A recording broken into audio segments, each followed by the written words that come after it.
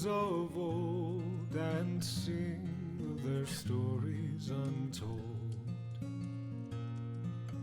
Long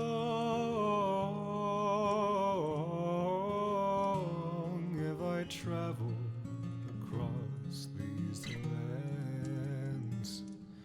Long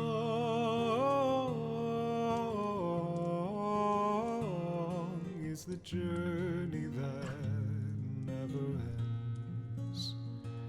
My journey shall never end.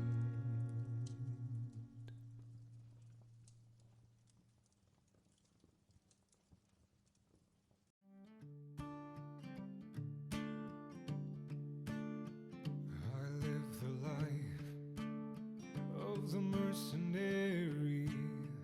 I live by blade and shield alone. I do not settle, love nor marry, lest I leave a widow alone. I trek across the land, seeking the jobs for helping hands. If any need a battle to be won.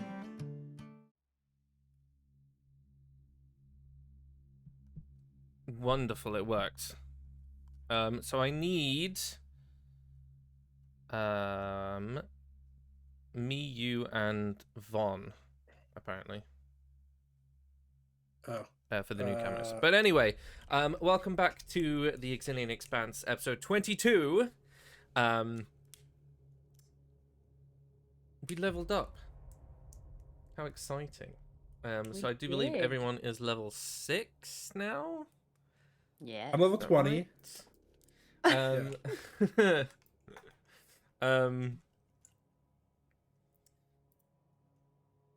So we are going to go around the table, starting with Larea, and you're going to tell me, obviously, what your 6th level's in, what HP you rolled, what new features you get, and all the new fun things you have access to.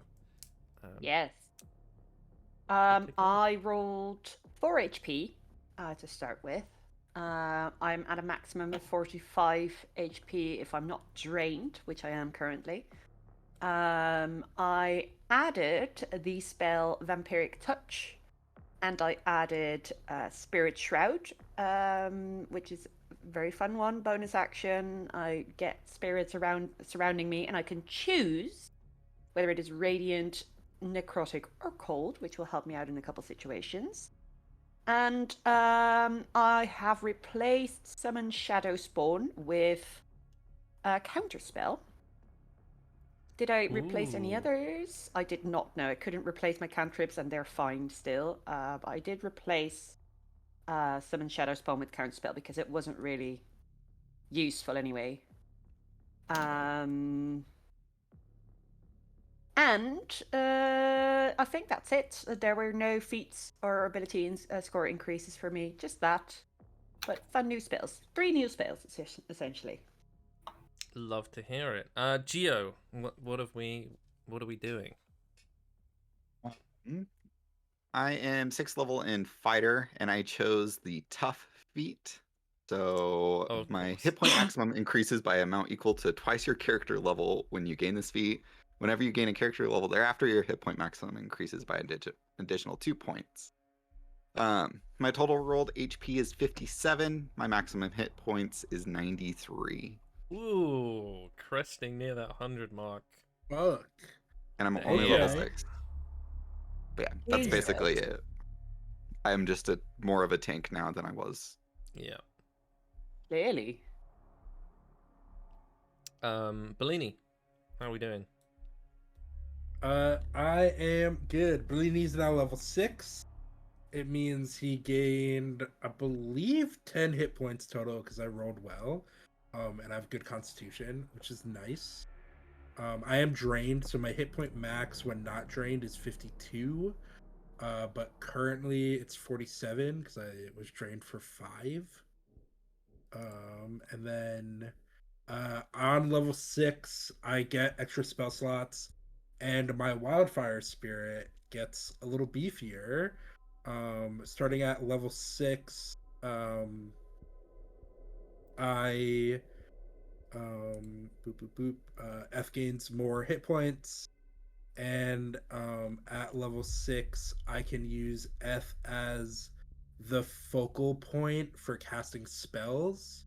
So if Wildfire Druid 5e, it is starting at starting at 6th level. Whenever I cast a spell that deals fire damage or restores hit points, I roll an extra d8 and I gain a bonus equal to the number rolled. To one of this healing or damaging components. So something like Scorching Ray, only one of the rays gets a d8 if I'm reading this correctly. As an addition, when I cast a spell with a range other than self, F can be the origin point, or me. So yeah. So Amazing. I can send F far, far away and have him tactically nuke everything. And Ku. Ku is now a 6th level rogue. At 6th level, he got 2 expertise. So he has expertise now in insight and perception. He gained 5 HP, which was almost entirely because I have a good con modifier.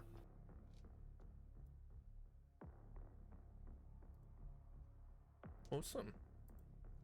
Right, we will pick back up on the story with you guys essentially just having finished the combat with the Crimson Baron.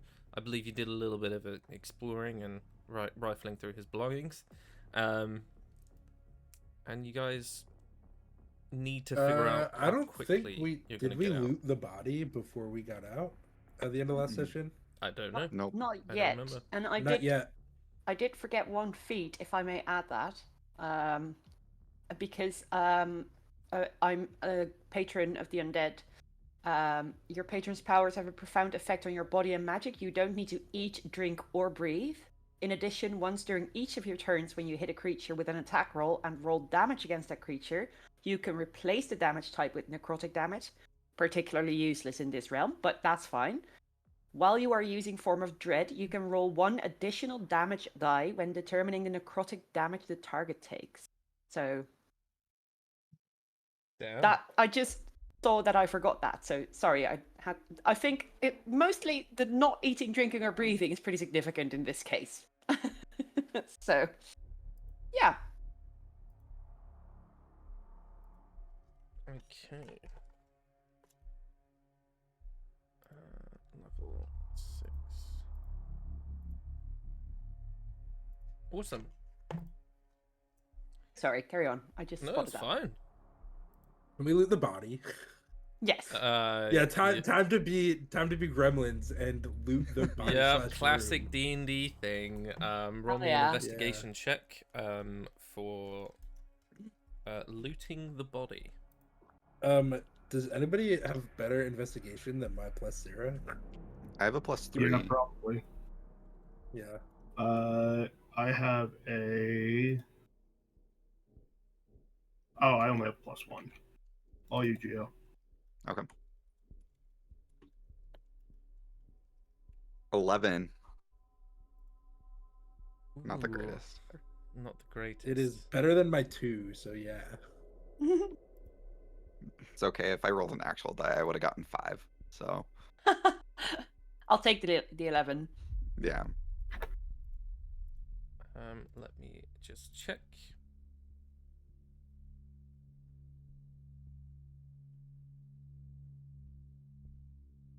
Interesting.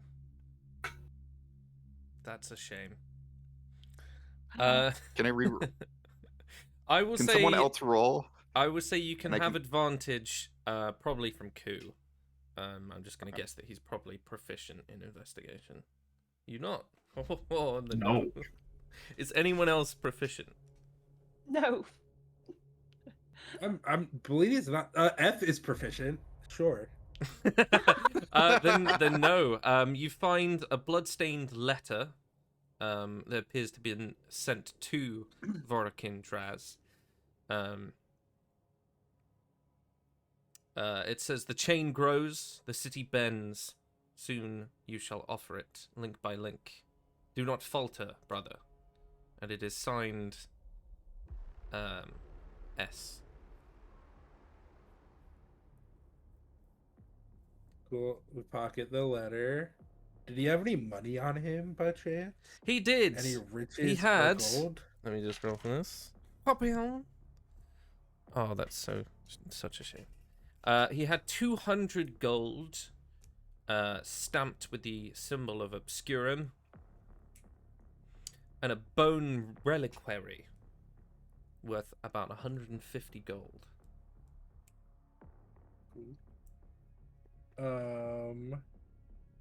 What about a sword? Right? He used a sword, right? He did have a sword on him.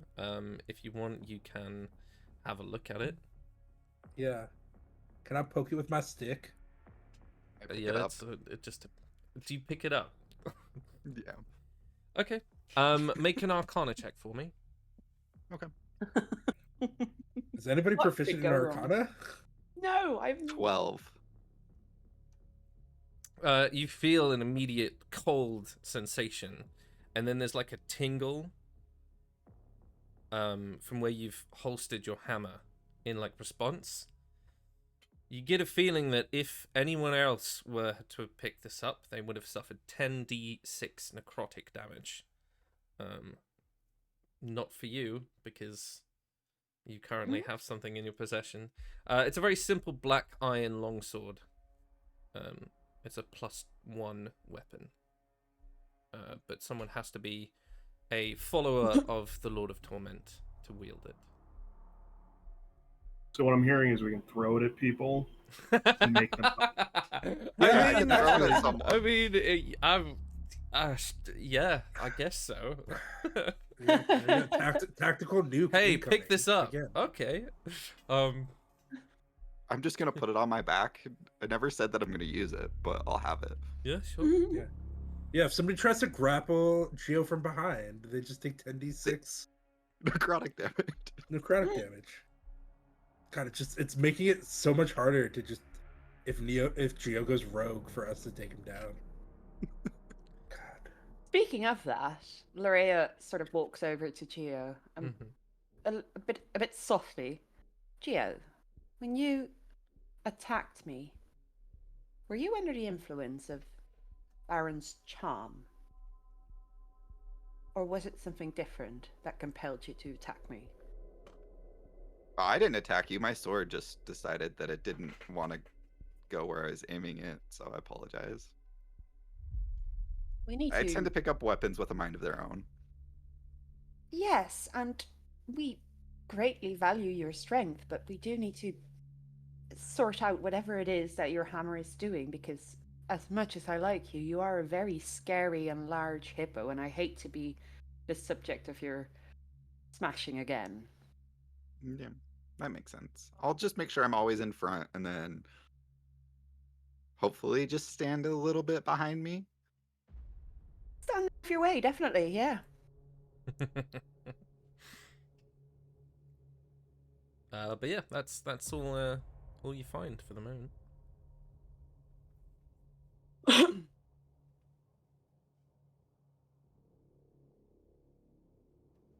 Is there anything else in the basement? There's that large prayer altar. There's a couple of rooms that look vaguely like maybe they store different crates. There's some food items. That's pretty much it. Is there a tithing box at the altar? What? Tithing, it's when churches and religious organizations collect a portion of income. No, this looks like more of a private altar. Gotcha. Okay. Yeah, I go investigate the altar. Mhm. That's the word. Make a religion.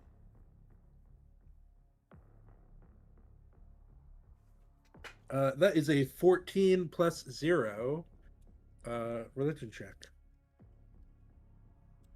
I'd say with a 14, it's very obvious. There's a lot of depictions in the carvings of some parts of the stone that show what appear to be a man cast into maybe hell or the abyss. It's definitely something not great, and he's chained up. It gives a lot of inference to maybe that's So it's the Lord of Torment. Torment. Does Bleedy know this as a man of the cloth? Yeah. Cool. So this is an altar to the Lord of Torment, everybody. Do you Geo, I speak think infernal or abyssal? I speak primordial. I don't So speak no. abyssal or You speak infernal. infernal. Geo does. Of course, Geo does. Geo, do you speak infernal? That tracks. I do. Okay. There's a set of what look to be inscriptions along the base of it. That basically say from blood, command, from command, devotion, from devotion, eternity.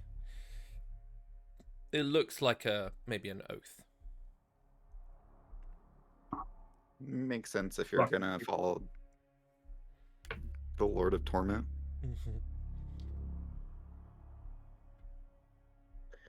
Can I desecrate this altar and carve a symbol of Zephyrix and the rest of the Trinity into the top of the altar? You're very able to. I will say,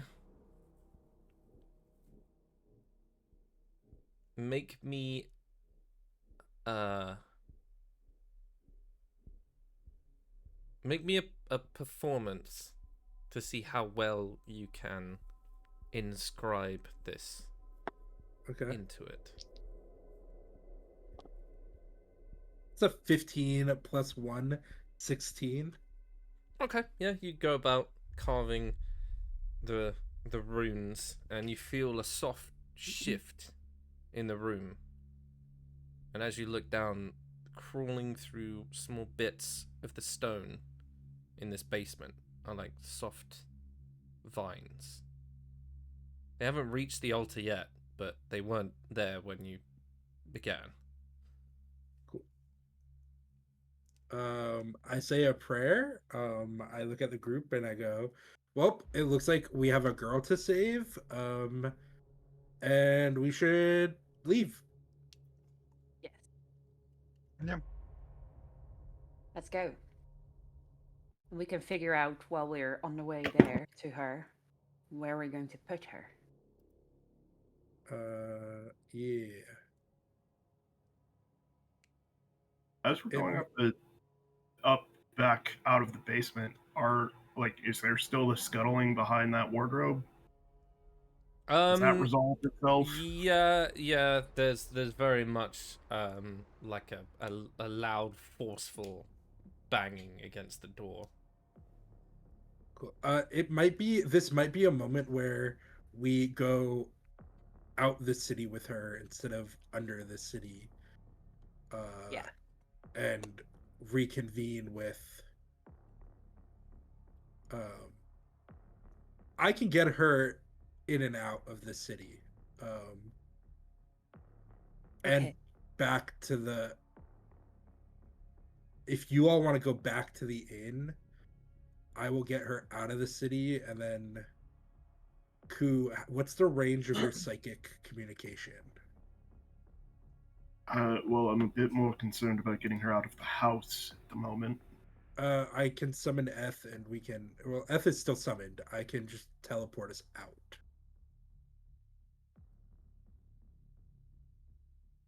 It'll take a few trips, but we can get in and out.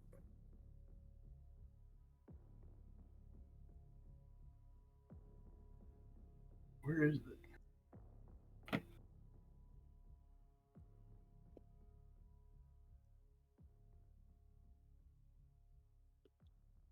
It's 1 mile.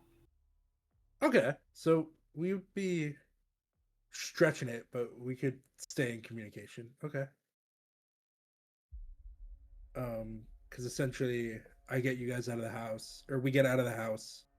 I take her outside the walls of the city, we post up, you inform the underground that we have Siler's sister, or we go bring her to Siler, one of the two, in the morning. But Well, I can get a message out to Siler. I'm not sure we should deliver her right away because that S on the bottom of the Baron's letter worries me. Not to keep pushing the point, but we really do need to. yeah, let's go. Let's go up and grab her and get the fuck out of the house. Yes. Yeah, she's fully unconscious. It's very easy for you to quickly unchain her, pick her up. I do bind her hands and feet, though. I do leave her bound. But I unchain her and like re-shackle her up. And then can I look out the window from the top, because I know we're up on the second floor.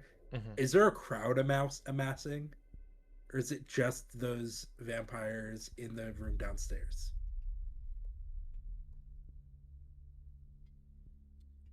You see a couple of guards. But as you're looking out, one of them seems to sort of... It looks like they're a little bit lightheaded, and they sort of slump over a bit, and the other two are taking care of them. We have a window to go if we want to try to get over one of the side walls instead of going out. Are they outside the front gate? I'm just trying to, because like we did have to climb a wall. They're on the. It looks like they were on a patrol and they heard the noises. Gotcha. So they're just on the street. So like an alley behind any of these house. walls. Yeah. Is there an opposite wall we can go over to get? Yeah. Like, there's Yeah. Okay. Okay. We do that.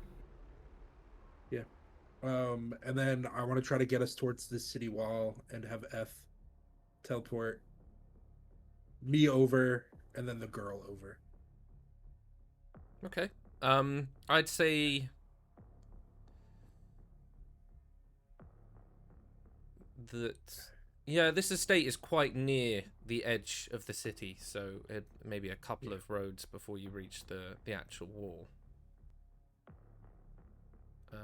I mean, I've had a map of the city on me for most of this. Can I like plot a route where he can bloop to and from? Yeah, very easily, absolutely. Okay, I will show him that and then take the other two, and we'll start heading back to one of the entrances to the underground. Yeah. Okay, so I need a group stealth check from the trio as you're heading back to find a manhole that's suitable enough to slide into. I have a disadvantage in stealth. Yeah, so it'll be... You need 2 passes out of the 3. Gio, I think you'll be okay. I got a 30. Yeah, and I got a 23, so we're good. Yeah. Oh, I got an 18. Oh, yeah, there you go. 3 passes.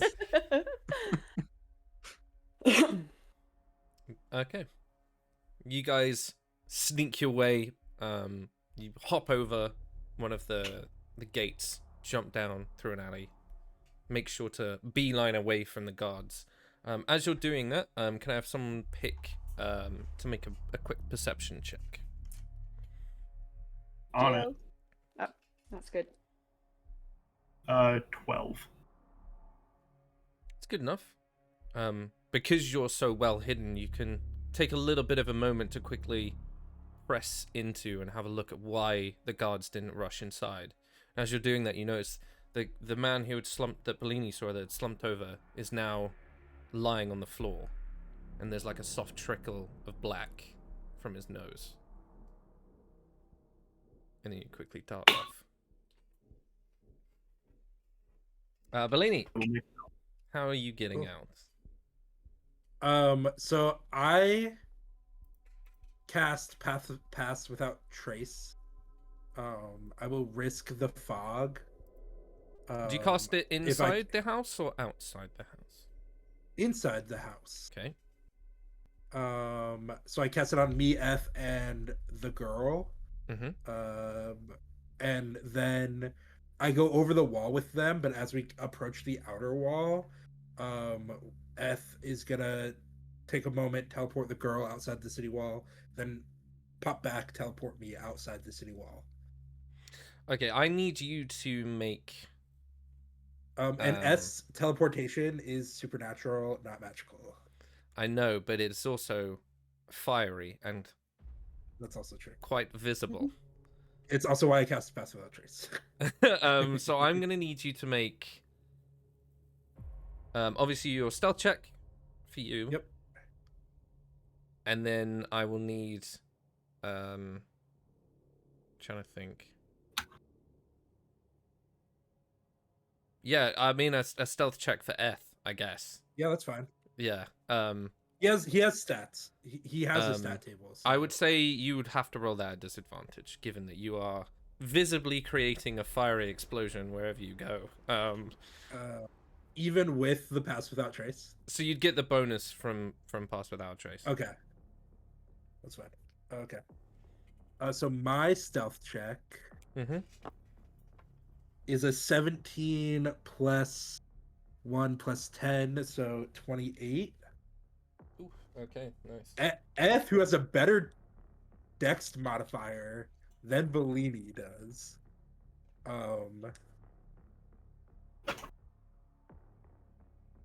Yeah. Okay. I've rolled a 25 total. It's a 13 plus 12. Nicely 25. done. As you begin to give F the instructions, you see he's like visibly excited to get to use like his powers to this extent, especially recently because you've been very careful. And he's like, "Rah!" and begins to grow in like flame, and you're like, shh, calm down. And then you cast Pass Without Trace, and his flame just sort of becomes this little wisp. And then we see like a little montage of you bouncing to and fro, carrying Silas' sister across. Yeah. And then I want to move around the city wall back towards our like safe side of the city. Yeah, easily done with those stealth checks. You are cool. Virtually undetectable at the moment. Cool. And then once I find somewhere to stash up for the rest of the night, I will message Ku and be like, we're safe, we're secure.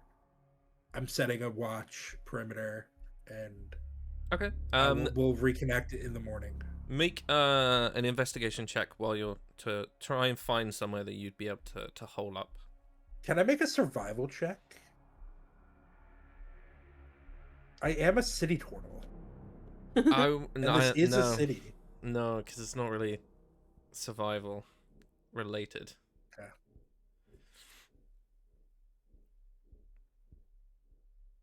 Okay. Ironic though, because your survival depends on it, but yeah. That is an 18 on the die plus 0. 18 is good enough. You find quite a run-down looking building. Kick down the front door, and the door sort of falls off a little bit. It's hanging off one hinge, and carry her inside. You can find a little bedroom that you lay her back down on, and then post up for the night. Obviously, you guys are still in mental communication, and Ku, given your background, you know exactly where he is, so it wouldn't be too much trouble. Yeah. If she wakes up, I do ask her, "Are you a vampire? Do we need to make sure you don't stay in? Like, we're gonna move in the morning. I want to make sure if we take you outside, you don't burn to death in the sun." She does not wake up. That's fine. Cool. No. Okay. I have enough blankies and tents in my bag of holding that we're good.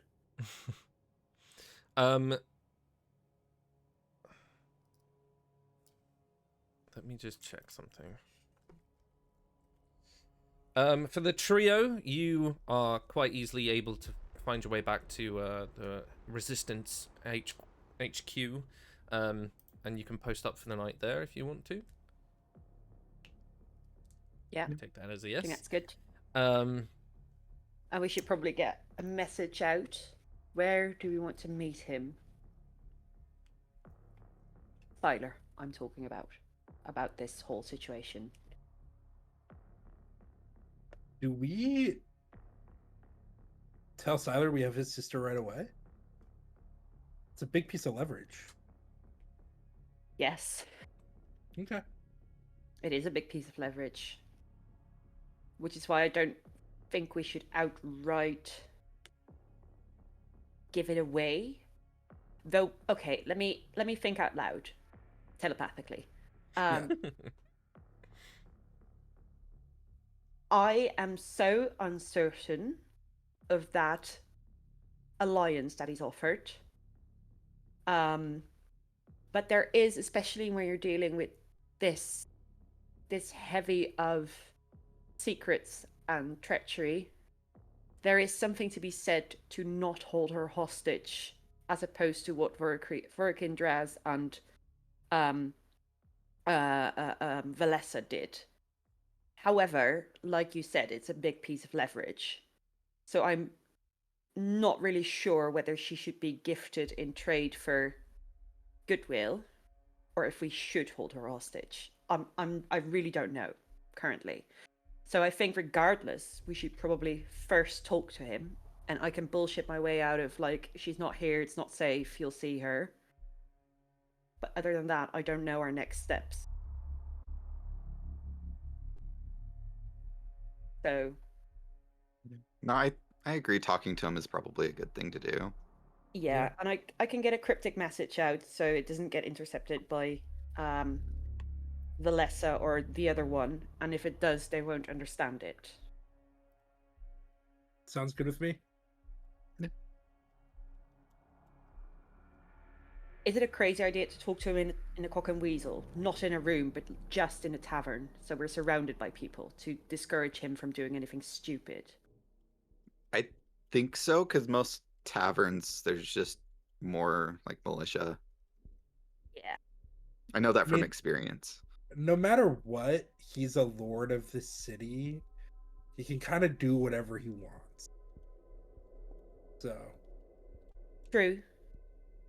I just think it might be safer than either his mansion or for a sure. room Somewhere on our own. Yeah, somewhere public for sure. But all right. Yeah. I'll take out my parchment that I have apparently, and I'll write.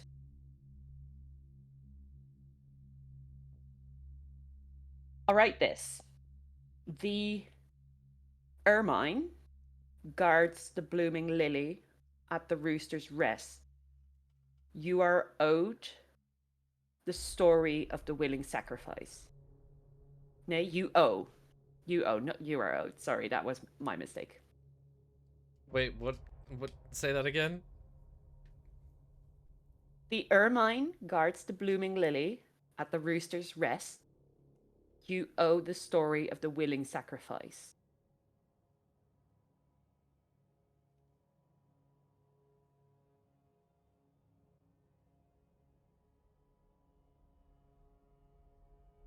I think that it's cryptic enough for him to understand, but for Valessa and Ishkar not to.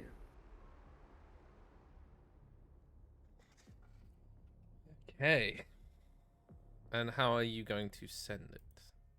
I'm going to bind it to Morrow's talons, and I'm going to command him to find Siler in the gauntlet, because I don't trust him to go to the manor.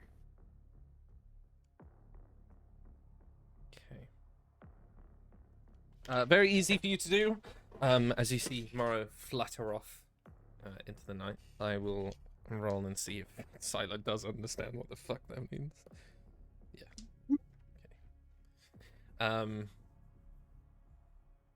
Okay. I mean, he's a purveyor of secrets. Surely he knows code. Anything else? Not for for the me trio? currently, no. Did you give him I a time? Or We didn't agree on a time ourselves, so no, I guess. okay. I mean, Just I lie and say could. yes. I could retroactively. Tomorrow. Sadly, not. You have not written that Oh. on the paper. It's not something you thought about. Interesting. Okay. So are you guys going to stay where you are right now, given that you have just sent that message? Well, No. can you telepathically speak tomorrow? Yes.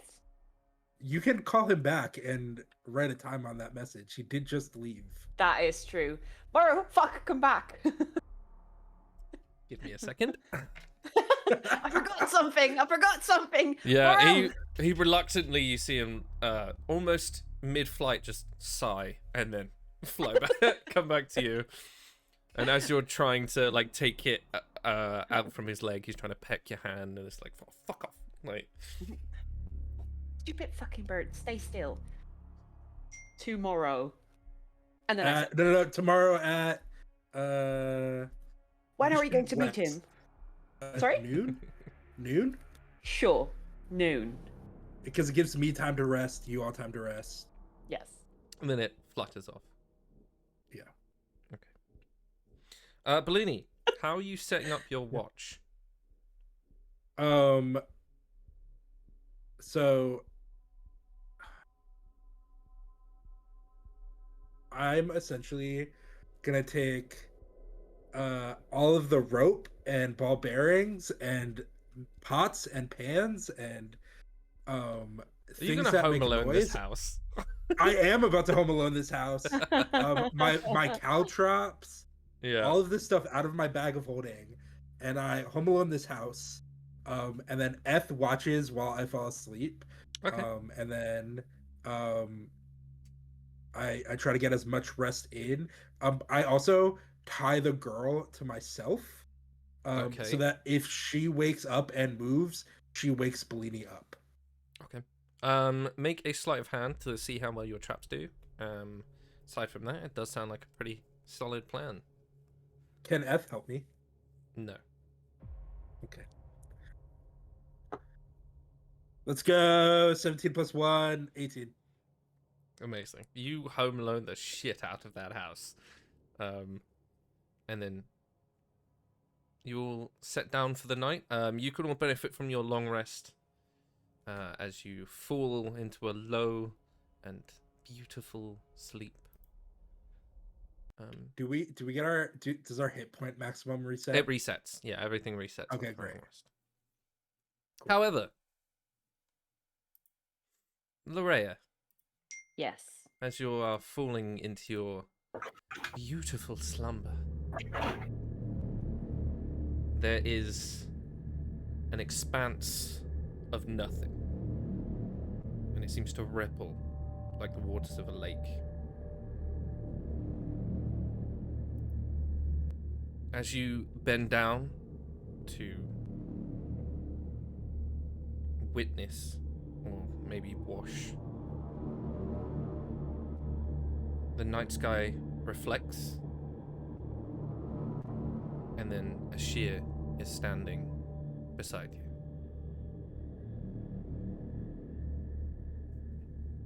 You rang? I did. Good to see you again. Is it? Tyler, do you know who I mean, or do I need to speed you up? Get you up to speed? I know of who you speak, yes. How can I be of assistance? We're supposed to kill him. But he's offered some sort of alliance that I'm not sure of. And he said he's not a follower of the Lord of Torment, but instead of a nondescript deity of balance. I think if he is truthful,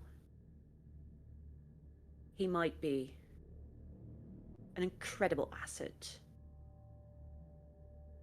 But I regret to say I've developed a bit of a soft spot for him, and I can't trust my own instincts, which is why I ask you for guidance.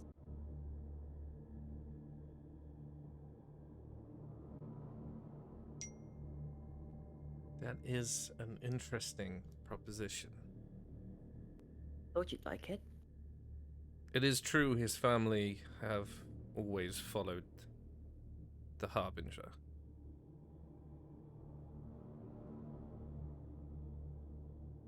But most of the Lord of Torment's acolytes I cannot see. He is amongst one of them. Whether that be through someone else's influence, I couldn't possibly tell you. But to have him on our side would be exquisite.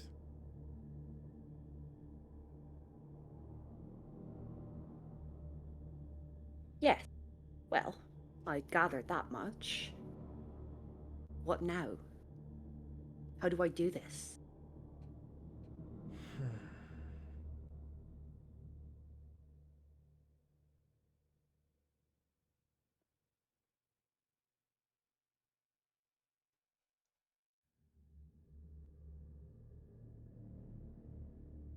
Do you trust me?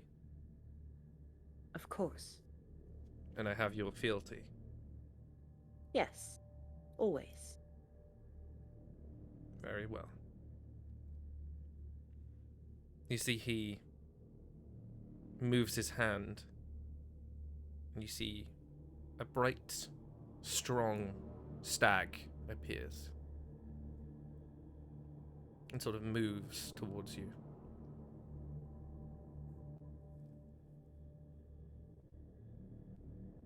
And then takes your hand and guides it to the tip of the horns.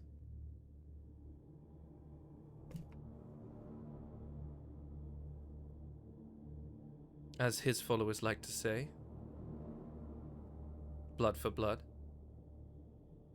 And then just waits.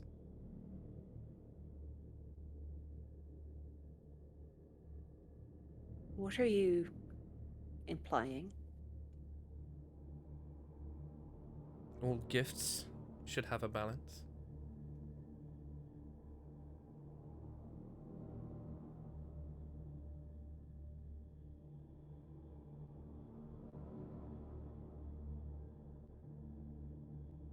Okay.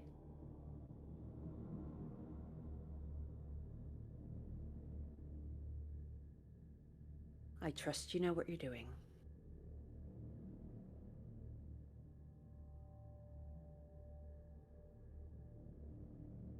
I'm afraid this has to be on your terms.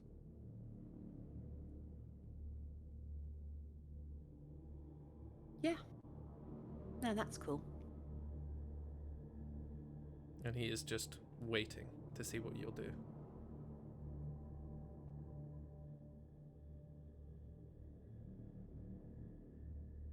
What can I possibly do in this situation? Like, I'm genuinely confused. It's Or however you want blood. to interpret it. Prick your hand. uh, sure. I'll do that. I'm not sure deer antlers are that sharp. Can I prick my hand on the antlers? Okay, I do that.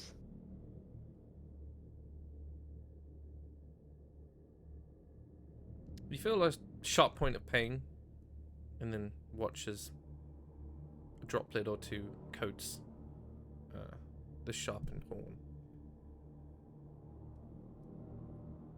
You watch a shear slowly smile.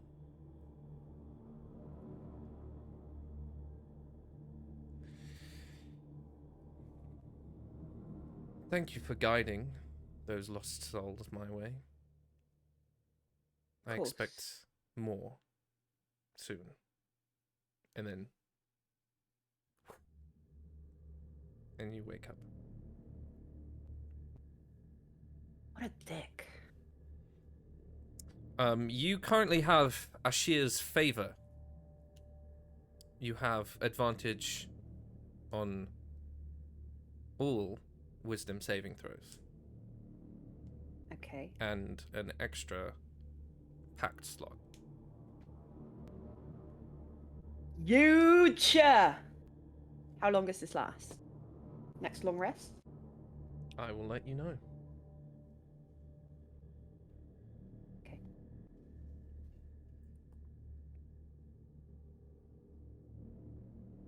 Right. I'll be a donor. Extra packed slots. Okay. Do I have a wound in my hand now that I'm awake, or is it purely the dream? It's like it never happened. Okay.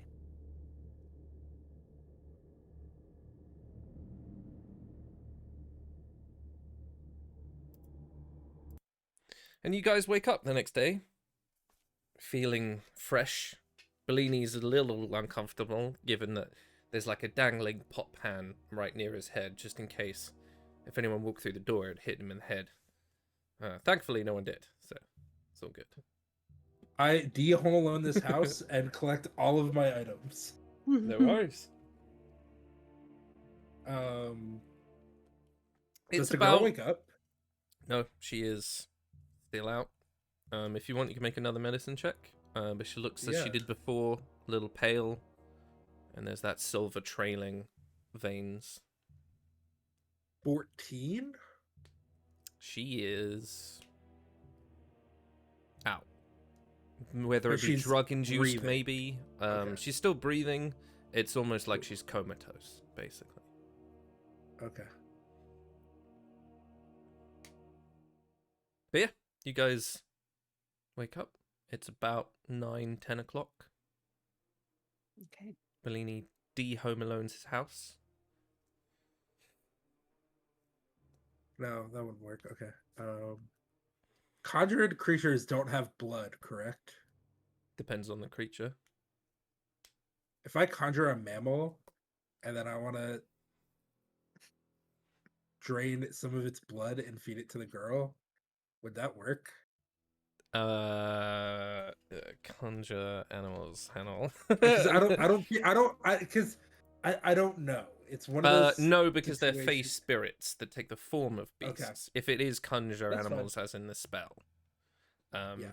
I think there's some others like some of your steeds and your familiars, things like that. They are actual physical beings, and then so it really depends on what sort of thing you're conjuring. Gotcha.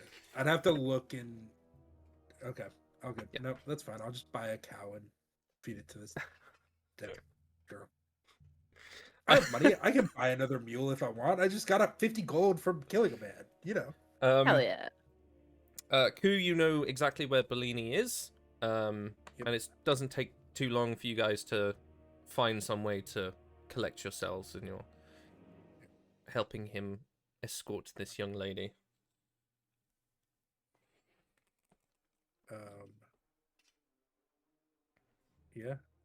I guess we bring her back. Do we tell the underground we have Siler's sister? We haven't spoken to anyone, right? Yeah, I feel like we'd have to, though, if we want to hide her somewhere. Vaughn, you're muted. I definitely would have told them we killed the Crimson Baron, not that we had Siler's sister yet. Yeah, that they seem. Maurice looks like on cloud 9 as you tell her that. There couldn't be a better thing you could have told her. Well, that's so loud. Jesus. Oh, it scared me. Do we tell her about the letter we found? I don't. Okay. Yeah. Not yet. Cool. Yeah, and Okay. then you. So where are we taking this lady? I think to the Cock and Weasel. That's where we're meeting Siler. Yeah, then we would deliver her directly to him. But we could put her in our room. Counterpoint, we're gonna walk around with a woman tied up in the middle of the city. Yeah. Oh, that's true. We could put her in the back of the cart and cover her with a blankie. That's true. You could do that. Yeah. We could also buy a barrel and put her in the barrel. Okay, Hobbit. I do have a barrel on the cart. Can I just tie the barrel to my back and then we can put her in the barrel? I don't think I would it's put gonna her in go the well bag of with holding, Tyler. but after a certain amount of time, she will suffocate. I'm not sure. Can we just not keep her We out could of also the just city? bring her to another inn and leave her there under guard. Again, the problem is we have to get her in the inn, and we're walking around. We could just leave her where Bellini was. Yeah. But So somebody I has to do stay. worry. Yeah. You can hold stay. on. No, wait, hold on. I might have a solution. Nope. I need the other one. Is F gonna teleport her somewhere? I was gonna leave F with her and see if Ooh. Okay, could we leave F and Morrow with the girl? Because you can telepathically communicate with Morrow, and then Morrow could like gesture to F, and F would teleport her just repeatedly to safety on cooldown. Yes, but let me check how far I can tell. 100. No, sorry. Can F be part of the mental link? He does understand the languages I speak. 100 feet within me, then I can. I don't know how far that is. I don't speak feet. Farther, it's like 33 meters. Not very far, is it? No. Ku, does your psychic connection thing affect creatures or? I can only do 4 people at a time, including me. Gotcha. Dang. Or somebody just doesn't. I can instruct Morrow to come near the Cock and Weasel if shit goes south, and then we can reestablish our telepathic connection. I mean, He's useless in combat anyway. Like Right. really Still vote useless. for the barrel idea. We just put her in a barrel, I tie it to my back, and then we Nezuko her around the city. It's either We could that also or weekend at leave them with a Bernie's wild her. fire spirit. Or we could just leave her. I don't think we really have to stay with her. That's true. That's fun. Okay. I We at least Home leave Alone. F and Morrow with her then. Yeah, I will leave Eth and Mara with her. I Okay. will also Home Alone the house, and make it so that there's a very specific point of entry that we all know about, so that we can get in and out. Okay. But that way she is safe. And I give Eth the very explicit directions that if danger arises, teleport her towards Teleport the whore. Cock and Weasel. Yeah. Just repeatedly jump with her to safety. Just fly and jump as much as possible. Yeah. Okay. I'm so fucking nervous about this. Don't worry, you have a literal tank with you now, and as long as I don't hit anything, we're good. Okay. Interesting. Yeah, Sorry, I was just reading something. that's fine. Something that was interesting, Yeah. Sure. that was purposely said out loud by the DM. Yeah. As we get near the Cock and Weasel, I'll do the head talk thing for an hour.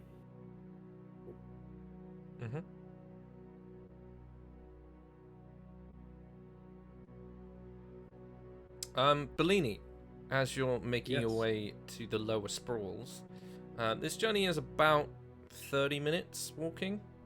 It does Okay. come to dawn on you that your wildfire spirit can only last an hour. That's why I was reading. Yeah. Mm. Can I set this so that I spawn F at 11:30? And then I will walk and be at the Cock and Weasel at noon. 'Cause Yeah, it's yeah. So 30 you got about minutes. half an hour. Yeah, until he goes. Yeah, that's fine. But yes, you guys reach the Cock and Weasel, the best tavern in town. It's not. It's the shittiest. Looks exactly the same. Very narrow. Looks like a dive bar. There's a couple of patrons sat outside enjoying the clouds, I guess, because there's never sunshine here. And then make your way inside. And sitting at one of the tables, you see quite a familiar visage. He's wearing the same one. Very large shoulders, dark black hair. Seems to have already ordered some ales for all of you and is just waiting, patiently tapping on the table as you walk in. I go and sit across from him. Yeah, go sit. I'll sit right next to him.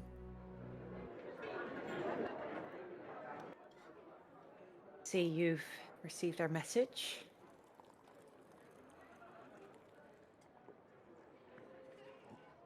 I was hoping you'd find her. I didn't really know which of the three had her, but I had a good guess. Definitely. So what do you want?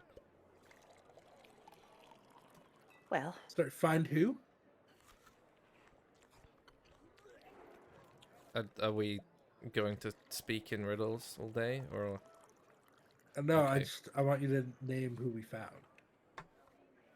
My sister. Okay, cool. I'm glad we're talking about the same person. I'm sure. Yeah. yes.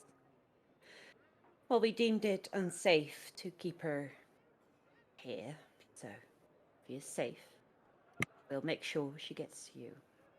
Is she alive? She is. Yes. She's in a coma, it seems, but she's alive.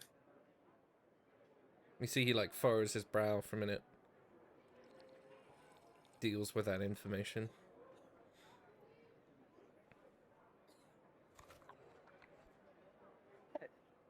The second half of the message.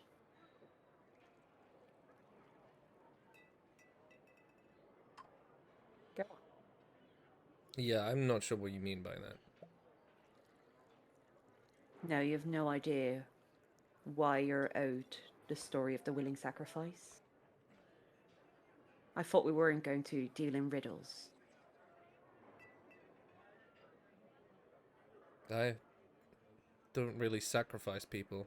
It's not really my Oh, thing. cut the crap, Siler. What do you want with me? I said what I said. You intrigued me.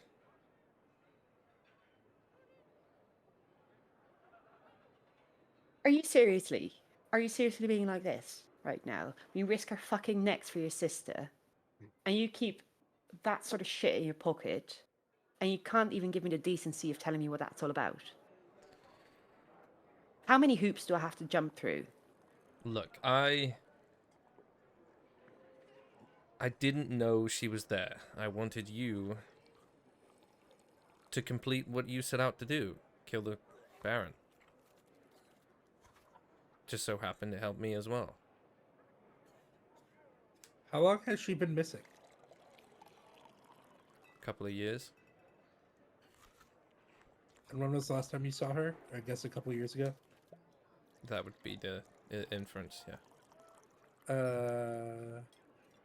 And weird silvery veins. Is that a thing that happens when somebody's bit by a vampire?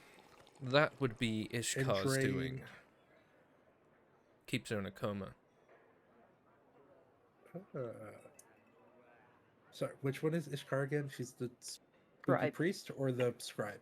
She's Scribe. the scribe, yeah.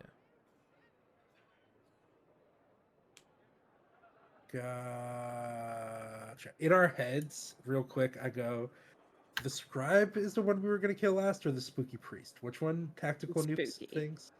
Spooky priest. Okay, gotcha. Cool. And how do we get her from out of the coma? Is that dealing with Ishkar? Like, if we murk her, will the comas just end for people? No, you'd probably have to find whatever concoction or spell she used. More than likely. I'm not too familiar with the arcane. Well, not to be rude, but I will be. I hardly think her coma is our problem currently. Seems more your problem, actually. Yes, so if I could have her back, that would be good. Like I said, what do you want? I want to know what that paper Wait, meant. I pause Lorea. I put my hand on her shoulder, and I look at her. In our head, I go, "This is a powerful bargaining chip that we could really use this help to probably kill Ishkar if she's our next target."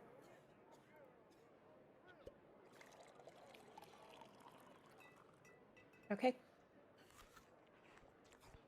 I mean, probably want his help to kill spooky witch bitch, or cleric bitch, but I feel removing Ishkar unknown necromancer, correct? Who was the one at the ball?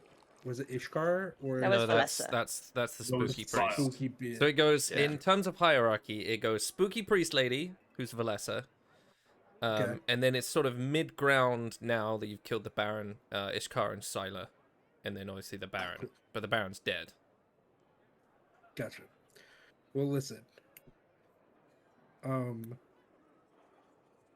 Ishkar is going to be tough. Killing Valessa is going to be even harder. I think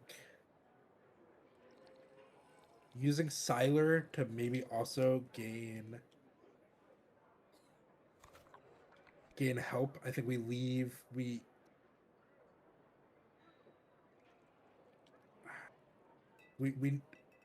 I think we could use his help for one of these two fights.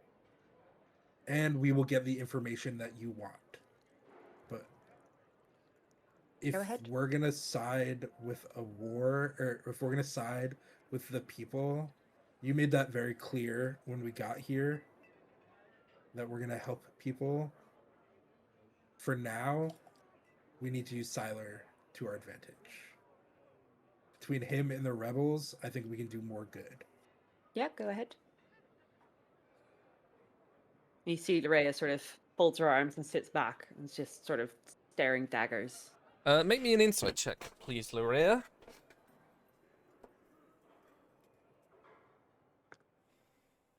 That will be 17.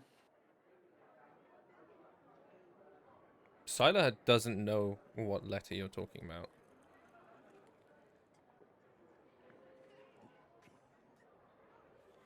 I look Okay.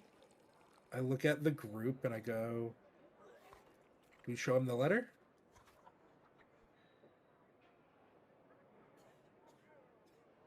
Why not? Yeah. I pull the letter out of my shell and I go, so we found this on the Baron. Any information on this? You see, he picks it up, begins reading it, and there's that like very curious eyebrow raised as he's like reading through it. No, that does make me slightly worried. Any idea who S could be?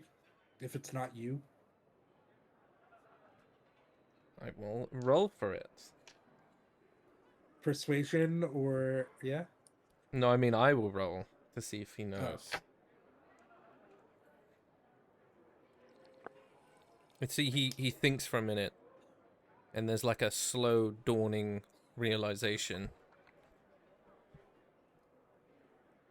And then after a while he's like, fuck. Oh? Yeah, Vorikin has a sister. Or had a sister. She's meant to be dead. That's why And we which never one is really got Vorkin? along. I may or may not have drowned her in a river. It's a very Orchid's the long one story. we just killed. Oh, gotcha. Okay, great. Should have done a better job drowning her then. Yeah, either that or someone raised her back up. So then, if somebody raised her back up, then it's Valessa we need to. No. Valessa's Ishkar. the necromancer. Ishkar's Yes. the. No. Ishkar's the Ishkar's the- necromancer. No, Yeah. Okay. Ishkar's the scribe. Yeah. So then, Alessa is the what- spooky priest. Okay. This is both me as a player getting them all confused, and Bellini canonically is a little overwhelmed by everything. It just has moments of genius. Above And table, or- I'll give you Goodness. all the reminder. You were told that Valessa Via, or Lady Valessa Via, was a high priestess of the Luminary. That's what she claims to be. You guys know otherwise, as she is a high priestess for the Lord of Torment. She dabbles a lot in mind control and sorcery, and generally just she's a bitch. She was the one at the party making all the people dance for her, Yeah. and she seems very entitled, stubborn, very ruthless, and a little bit of a brat, to be honest. Gotcha. Ishkar, the scribe, was the lady who everyone said that she probably has sex with skeletons. She is a necromancer. And she's the least seen out of all of them, and so the hardest to get to, but could be a little bit easier to fuck up, basically. I But think yes, Rain, that's a Styler- very but yes, Ishkar is the one that someone claimed fucked a skeleton. I think Siler might be our ticket to getting to Ishkar.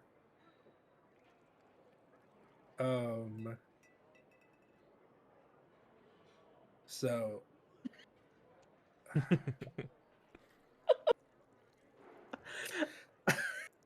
And yes, there are no takers, which is very chaotic, all right? yeah, sorry. I've noticed everyone else takes notes, so I've stopped taking notes except for like things that directly relate to Bellini and dumb lore we have made up. And it's just very including- confusing who fucks skeletons because they all seem like they would, honestly. Well, yeah, maybe. Including Bellini's stripper name is Cinnamon. He is attractive if you're into turtles. And canonically has a big schlong. We did roll for schlong size. We did, that's true. Yeah. There is a lot of chaos. And Bellini is fashionable. Also confirmed. First magic item I bought was a shift weave, so F and Bellini could have matching changing outfits. Hey, look, appearances are important. Yeah, I'm a diplomat. I hang out with aristocrats, you know. Mm-hmm. I got lucky for a reason. Anyway, Like lucky. Anyway, Or back Should to we- should we the talk role. to Siler? yeah, back to talking to Tyler. As he knows, we can all telepathically communicate with each other as we stare in at each other, and I go, well, okay, listen. I know it's a little hard to get to Ishkar, but with your help, your sister's in a safe place. And with your help, we can get to Ishkar, which would make everything a little bit easier. And we could work together to solve your Valessa problem. Well, I'd say, from what I've come to understand, I believe Ishkar might be the one behind the dread smoke. Valessa was a little tight on the details, but it would make sense. So I that would be a mean, good next target. That would free up yeah. a lot of spellcasting for us. it'd make things a lot easier. But we don't know where she is. I hear she's a bit recluse, right? That's the word I'm looking for. Yeah, she hides up at the Archivium, It's underneath the scriptorium. It's a big library. Oh, that's where our rat friend is from.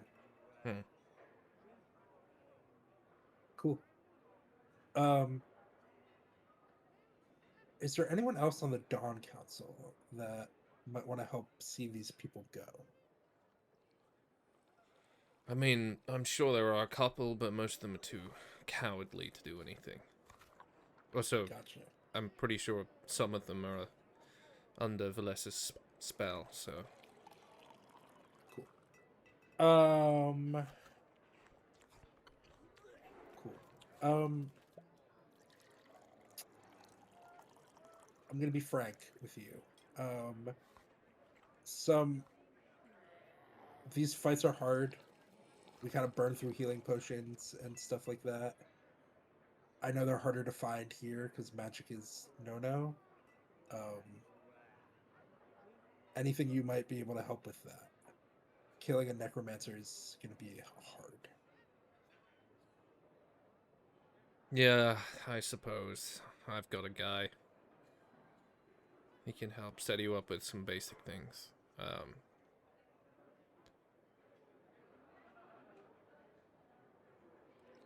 Also, There is something any I insight- could give you, but I'm not sure any of you would be able to withstand it.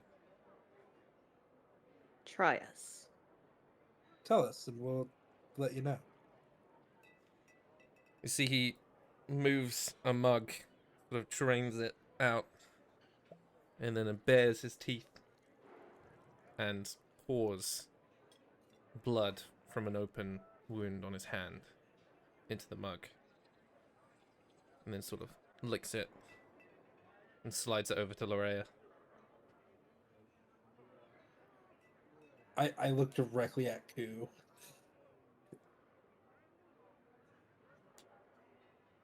Any insight on what this is? That is my blood. Oh, It would be able to. It would be able to enhance you for about a minute. There's a big drawback, though. If you die with it in your system, it's not pretty.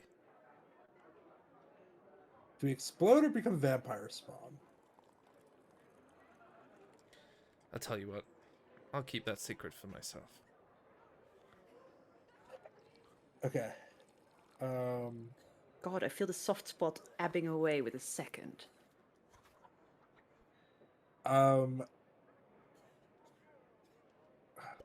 Okay. I look at the group and I go, well, I need to go. In our head, I go, I need to go. F is running out of time. So I'll be back. Finish this up. And I trust y'all. But I don't want to leave her alone. I think if we don't give her to him right now, I think we gotta find somebody to watch him while we go fight. And I look at Siler, I push away from the table and I go, thank you a lot. I need to go, but you all, they got this. I walk out the door and hold on. And I turn into, hold on, I need to look at the wild shape table real quick.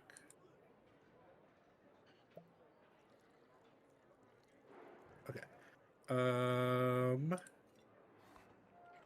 I'm gonna duck into an alley, or I'm gonna duck into the stables attached to our inn where our wagon is stored. I'm going to wild shape into something with a faster move speed than Bellini.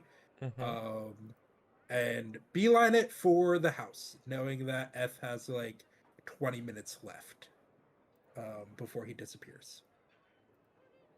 And I dip because I don't want to leave her fully alone without a way to teleport away to safety. Yeah. And I will very wild easy shape. for you to do.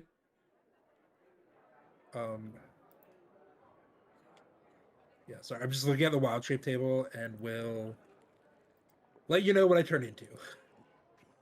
No worries.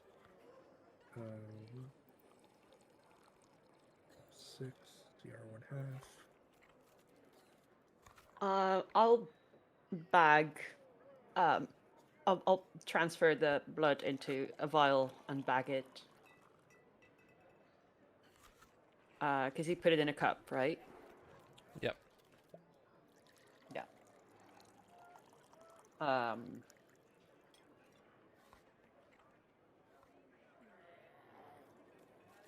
So, the delivery of your sister. I suppose you would know better than us how to safely get her to you without interference of your companions. Yes, I could help you with that.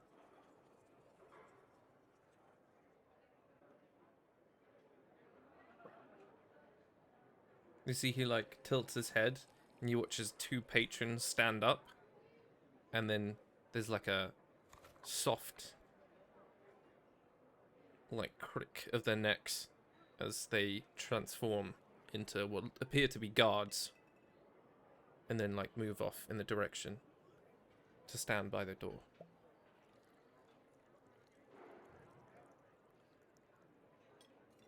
They can help you. You scared of us? I'm cautious. A good bit of fear is healthy. And considering you just killed Draz, then it appears I must be. Mm-hmm. All right. Well, it seems we have a delivery to make. Do you guys have any other questions? And I look at Ku and Geo. No questions for me. I'm just here, and I kind of want to punch him, but I know that's not a good time to do it, so. No, that would be unwise. I I'm learning. go over Slowly. to Styler, stand next to him, and I bend forward, and I whisper in his ear. If you even think of betraying us, I will haunt you for the rest of your unlife. Don't think I need to be alive for that.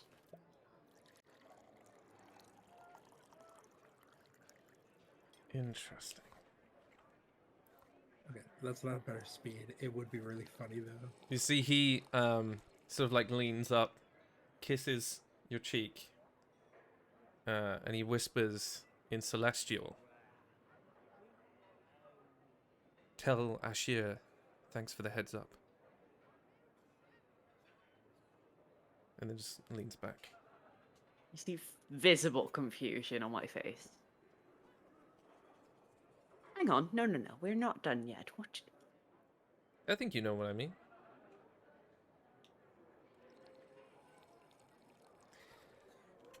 For God's sake, this... Ugh, and I just walk out the tavern, completely frustrated and confused.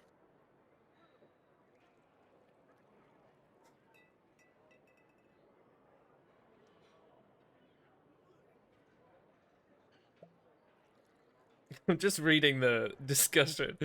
Okay. As the rest of you leave, he's like, "See you later." And then just before Geo, you get up to stand. If you start hearing voices, it's probably a good idea to put the blade down. Wait, which blade? I'm carrying 3 different things right now. Draz's. Oh, okay. Because I do hear voices from the other 2. Yeah, Dreadful's a fickle one. Jealous. So basically, the more stuff I collect, the worse I'll be. Look.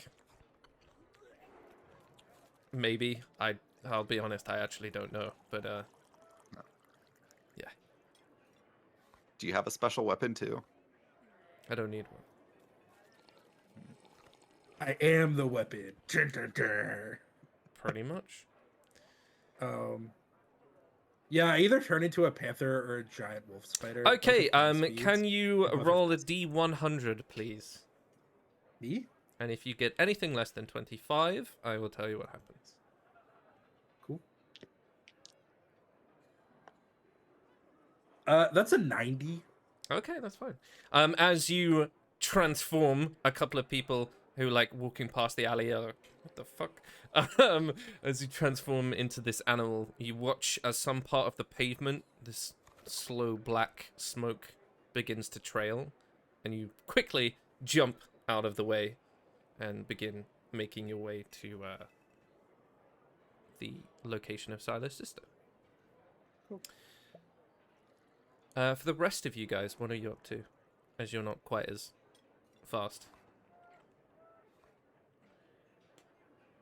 Probably not going to where Siler's sister is. Yeah. I mean, I've burst out of the tavern where the guards are, so I'll be like, all right. Ready to go? I'm in a very fucking bad mood because I'm kept in the dark and Lorraine is very frustrated about it. Being played by two people at the same time.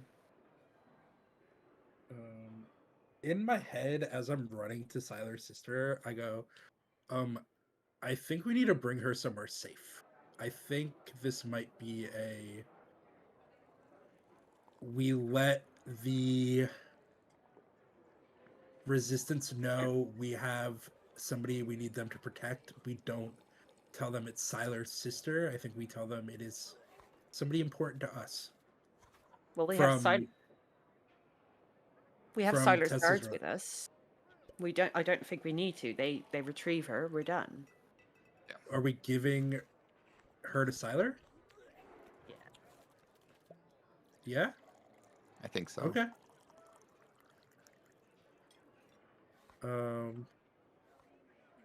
Okay. I'm cool with that. Cool. I get there because my speed is doubled. With 5 minutes left on F's timer. Nice. And I sneak through the Home Alone house. Don't set off any of the traps and untransform and take a short rest while I wait for everyone to for if the guards are coming or for our next course of action. And I get my wild shape slots back, charges back, because that's both of them gone. Ta-da! Okay. As you're Well thought out. as the rest of you guys, the trio, are making your way, flanked by these two guards, Ku, you seem to notice that there's a distinct reduction in the number of patrols that you'd seen. And every now and then you watch and see like maybe a cluster of guards and one of them's on the floor. And the further and further you get, the more of an understanding you slowly come to, in that by killing Draz, some of his spawn are also dead. Hell yeah. Yeah. And there's like a Yeah, I put that together. cool. And then obviously reach the house. The guards go in and shortly come back out, carrying the girl under each arm. Just before they do, they stop at Lorea, hand her a piece of parchment, and then keep going. I open the parchment. It's a letter from Siler. It details exactly where you can enter into the Archivium, which appears to be the back side, of the Scriptorium. There is a grand sort of Gothic construction made of dark stone. If you approach, you can access the rear entrance of the Archivium through some massive double doors, and there's a key inside the letter to allow you access. Did he tell us where our supply friend would also be? Yep, that is listed as well. It's just one of the vendors in the market. And obviously would have been given a heads up by Sylar by now.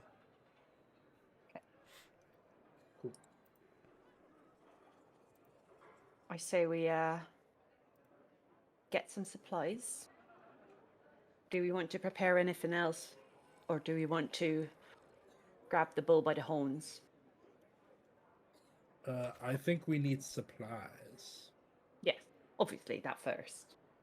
I always grab the bull by the horns, so I'm not gonna decide. Let's gear up before we do anything. I think we gear up and we also tell Maurice we're about to murder a scribe.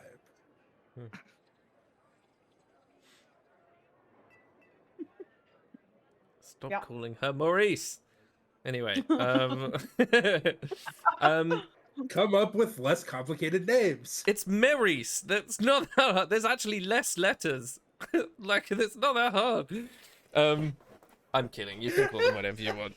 To And we her will. face, I still call her Maurice. Yeah, 'cause she even doesn't though like you guys. Her name is Maurice, and I'm like, was but just yeah, like, you can find where? a what looks to be like some sort of apothecary. It's licensed. Seems to have been constructed behind a sort of crumbling observatory-looking place. This is Velthrus's apothecary, and as soon as you enter, he obviously tips his little hat to you, given that he is also a gnome, and begins offering you some of his wares. You guys can grab some potions of healing. They taste slightly sour, but they are only 35 gold, so love that. Or potions of greater healing are at 120 gold. You can also get some antitoxin, some other things that I haven't written down, but I've written the prices for. That's always good, isn't it? How about a ring of mind shielding? Would you happen to have that? No, he Oh. doesn't. Do you know who did? The Baron, but you never found it. Anyway, oh, that's why I went, oh, that's a shame, because he had a ring of mind shielding on him. Yeah. You can, I know that one of them is, what the fuck is that? Hold on, let me find my old notes, because I know I found it from there.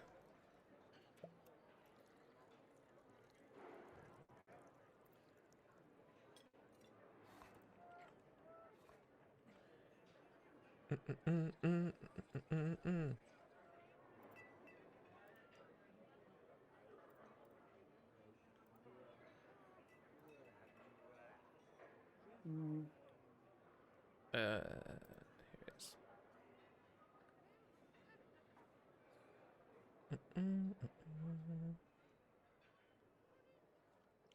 Healing, greater healing, antitoxin. Oh, soothing salve. That's what it was. Okay. Which is where is it? 55 gold. What does the soothing salve do? It's like a potion of healing. It just has 2 uses rather than 1. Well, I have enough to buy a soothing salve and a potion of healing, a regular one. I can also buy a soothing salve and dump the remainder of the gold to contribute to the rest, and we can get greater potions of healing. But that is up what to does you a guys. bone reliquary do, by the way? It's a reliquary made of bone. And what's that? It's A like reliquary is small box that typically- you use for. Yeah, so a reliquary is typically where you store like a piece of a saint, like it'd be a finger bone or something like that. So we do Gotcha. have a very holy relic, which Yes. is awkward. You can also use it to summon Celestial if you're a cleric. Not that ever comes up because none of you are a cleric. But also, did you all know mana is stored in the balls? If you check the chat, I have posted memes. Oh god. Yeah. Is it possible to find a hand crossbow? Yeah, you can buy one from one of the other shops, definitely. It'd be at the standard price. I can't remember what that is. Well, I don't have Twitch chat open, so I don't know how they reacted to that, if at all. I'll look it up. I have 8 healing potions, by the way, so like don't feel too worried about buying a bunch. I have. Gonna buy 1 greater potion of healing and then 2 normal potions of healing. I have 4 regulars, 4 graders. Does that include the 50 from does that include the 50 from the Baron? Who are you asking? Loraya? Me? Yes. Yeah. I'm Okay. fucking poor. Do you want more healing potions? Yes, I have none. I would love some healing potions. Yeah, Hold I'll on. buy Loraya. I have 8. Yeah, take some of Kuz. I will hand 4 over to Loraya. Thank you. Oh, there you go. Vaughn. It's 75 gold because Ben looked yesterday. Yep. It helpfully actually just tells me when I go to add it to my inventory. Oh, nice. Excellent. These are regular healing potions, right? Yeah. Good. I've added them, thank you. You also have a vial of Sila's blood. Yes. If you ever want to, I'm not going to tell you what it does because that would be meta.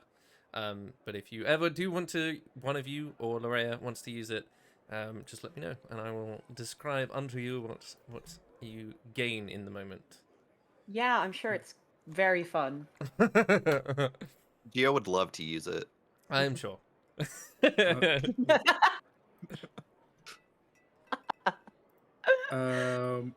Listen, no. Gio feel is like going we to become the BBEG. I feel it in my bones. That's fine. Yeah. My mother will come with a rolled up newspaper and just whack him on the forehead, and he'll go back to behaving. With the slipper. Yeah, with the chocolate, she'll just bust out the chocolate. No. She'll pull the wooden spoon out of the gravy pot and hit him with that, like a true. I already ate it Almost. though. She has backups. What Italian mafia, quasi-related Italian mob-esque woman only has 1 wooden spoon? What happens when she breaks it over your ass? You think she goes spoonless? No, she just pulls out one of the many backup spoons. She used to make me make more. Yeah. I like at some point we should go to the docks. / like probably. But like we haven't had to yet, so I don't want to be like I will say if we're probably looking for illegal things, the docks will have it black market style. Sure. Yep. Is there anything that we want? Okay, so a healing salve is just essentially 2 Yeah, soothing self. I'm buying 1 of those as well. I don't need... It's not in D&D Beyond. I'm not sure if it's an existing thing. It wouldn't be. It's just Yeah. something homebrew. So I'll just add 2 healing potions instead, since it's 2. If that's all right. oh, my sister Yeah, just I had guess her baby. Oh, Aw. congratulations! Oh, she named it Congrats. Cleo. Oh, that's unfortunate. Cleo, the condensation. Did Oh, No. who had her baby? Sorry. My sister. Oh, congrats. Woo! It's very exciting. Congratulations to both your sister and you, because now you're an uncle, and the baby for Thank being you. thrusted into this world without choice. Please don't use the word thrust for a birth. Thrust. Please. The rust. Rust. The rust. My God.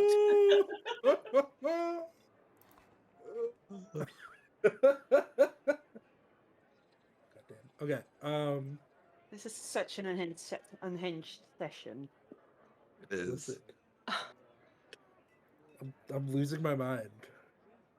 Not even on drugs. Okay. And then are we heading off to the scriptorium? I think so, yeah. Unless Yeah. someone else wants to do something else. That's no worries. No, Um, I don't have a reason to go to the docks. Okay. So you will. no, we'll Don't go worry. maybe. You will have a reason. Maybe after we kill. Don't worry. You will have a reason. There is one already planned. Cool. We are going to go to a quick 10 to 15 minute break whilst we will get ourselves sorted, and I will bring up Tailspire and get that ready, because I didn't know how fast we would get to this. So we will see you guys in a little bit. And don't forget, audience, our Mystery Dice giveaways are back, so if you want to grab yourself a ticket, you just type !ticket in the chat. And then you can get cute, like, cute dice like these. Yeah, look at that. So cute. Anyway, we will see you guys in 10 to 15 minutes. And yeah.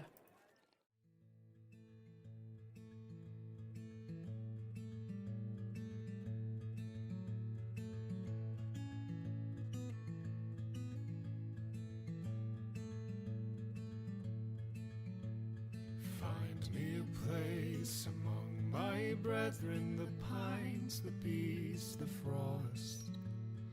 I cannot stay where nature's embrace is lost. Find me where Canoe makes his revelry.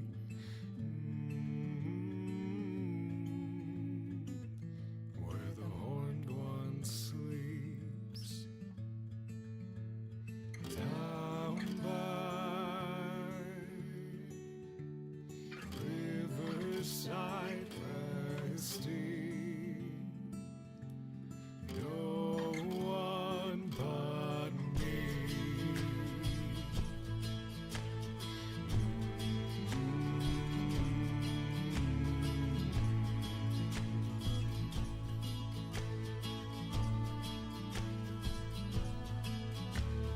Leave behind your troubles and your worries.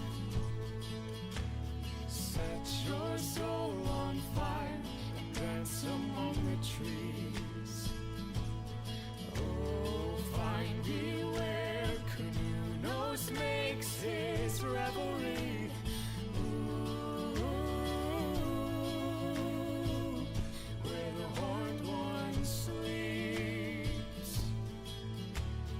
Deep in woodlands running, no one but me.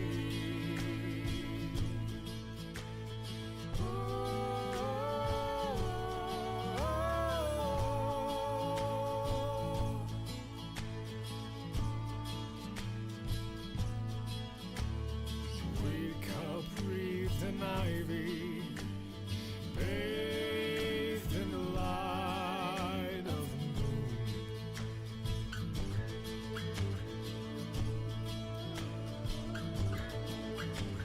Through the canopy I see the light of the stars shining through.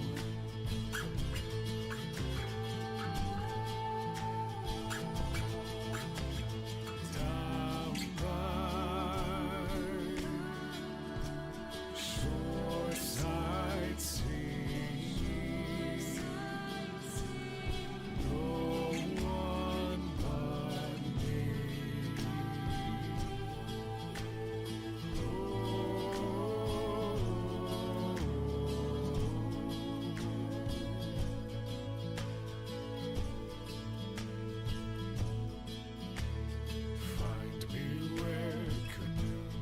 Courteous makes his revelry.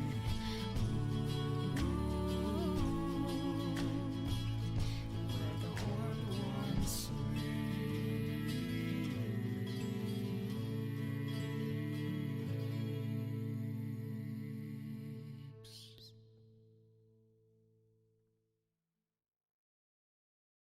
Blacksmith, blacksmith, forge me a blade of the strongest steel, that when I strike my enemies, their wounds may never heal.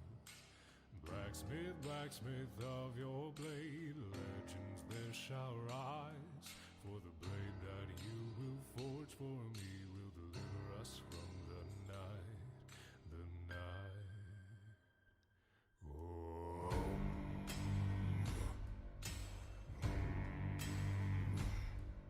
Strike, turn, hammer and burn, the bellows teach and the fires burn. Iron, oil, temper and toil, the forge ain't hot if your blood don't boil. Blacksmith, blacksmith, forge me a blade to slay that evil heel, a sword that gleams like diamonds that can make the darkness kneel. Blacksmith, blacksmith, forge me a blade of the strongest steel, that when I strike my enemies, their wounds may never heal. Blacksmith, blacksmith of your blade, legends there shall rise, for the blade that you will forge for me will deliver us from the night, the night.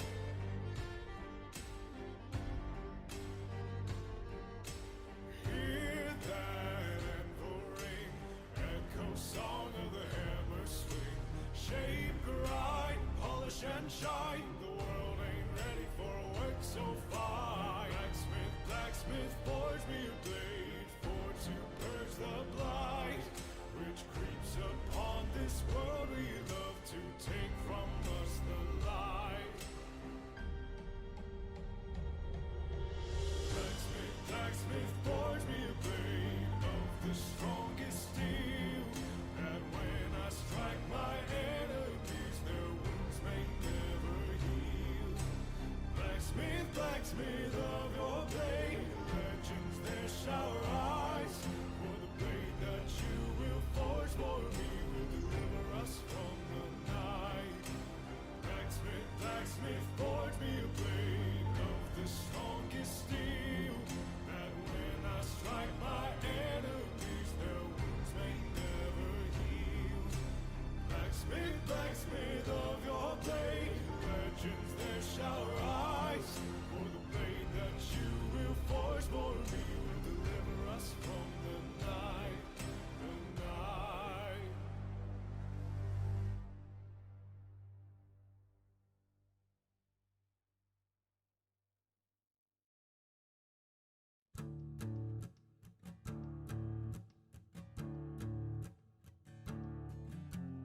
Killers, thieves, thick of skin, till your ruthless trial begins. Let the judge's word sink in, a lifetime on the Isle of Sin. Hey, hey, hey, hey, hey, hey, hey, welcome to the Isle of Sin. Jagged rock, sea slate caves, no way out but the 10-foot waves. You'll cry out to be saved, no reprieve for the criminal slave. Hey, hey, hey, hey, hey, hey, hey, hey, welcome to the Isle of Sin. Cursed stone, blessed orb, swing your pick till you hit the floor. Break your filthy back some more, until you strike the mithril score. Hey, hey, hey, hey, hey, hey, hey, hey, hey, welcome to the Isle of Sin. With your life, pay your dues, work or die.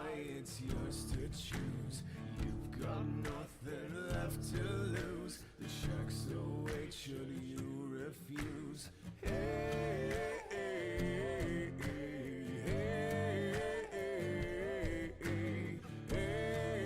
hey, hey, welcome to the Isle of Sin. An empty look behind your eyes, no soul of a man left there to find. No hope within these iron sights. You're worth these minds till the day you die.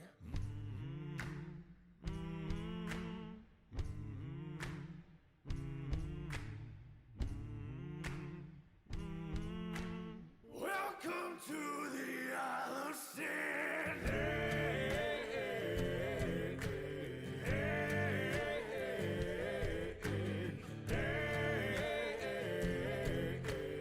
Welcome to the Isle of Sin.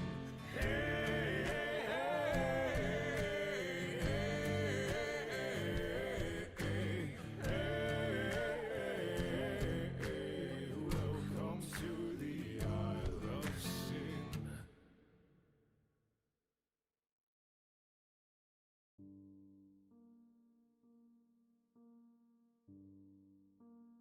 Her soul and mine, they're one and the same.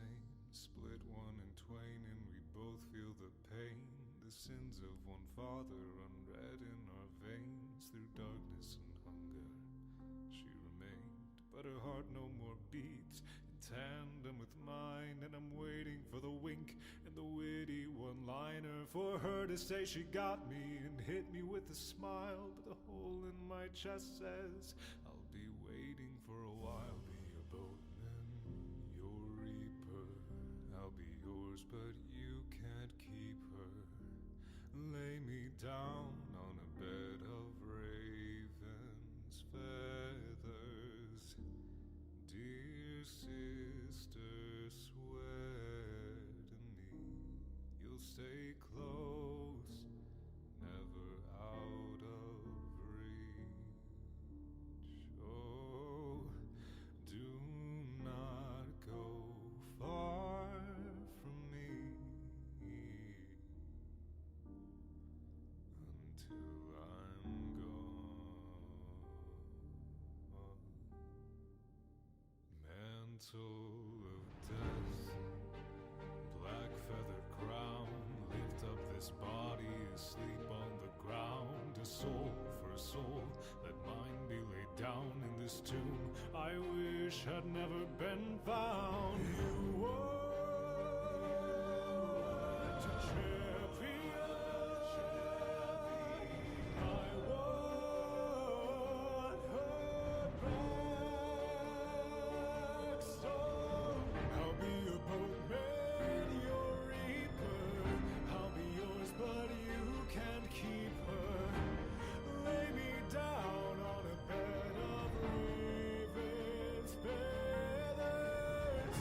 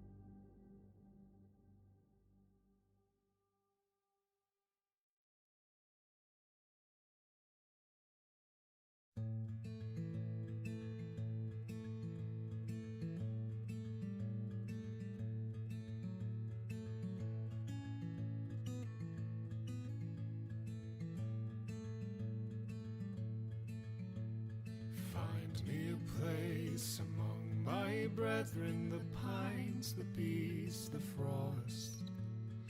I cannot stay where nature's embrace is lost. Find me where Courteous makes his revelry.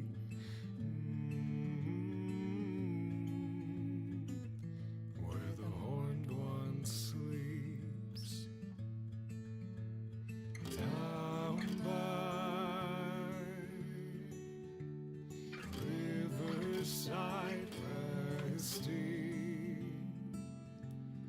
No one but me.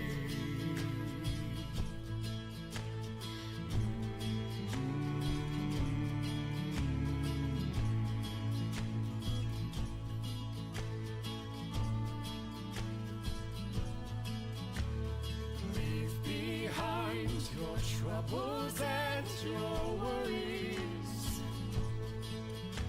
Set your soul on fire and dance among the trees. Oh, find me where Courteous makes his revelry. Ooh, where the horned one sleeps. Deep in woodlands running. No one but me.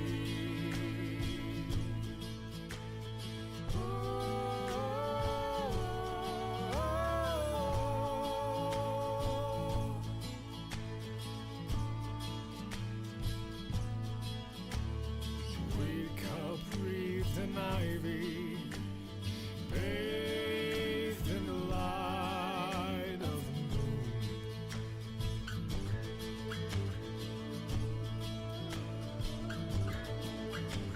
Through the canopy I see the light of the stars shining through.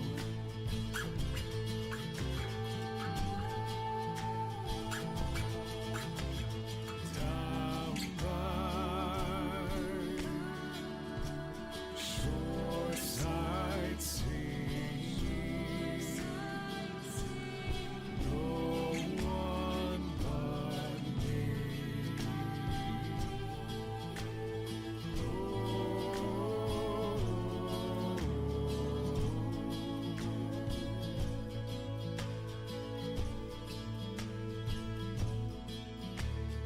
Find me where Courteous makes his revelry.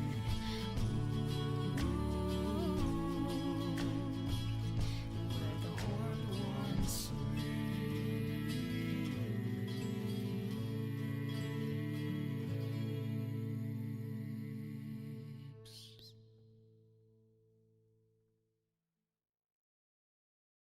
Blacksmith, blacksmith, forge me a blade of the strongest steel, that when I strike my enemies, their wounds may never heal. Blacksmith, blacksmith of your blade, legends there shall rise, for the blade that you will forge for me will deliver us from the night, the night. Oh.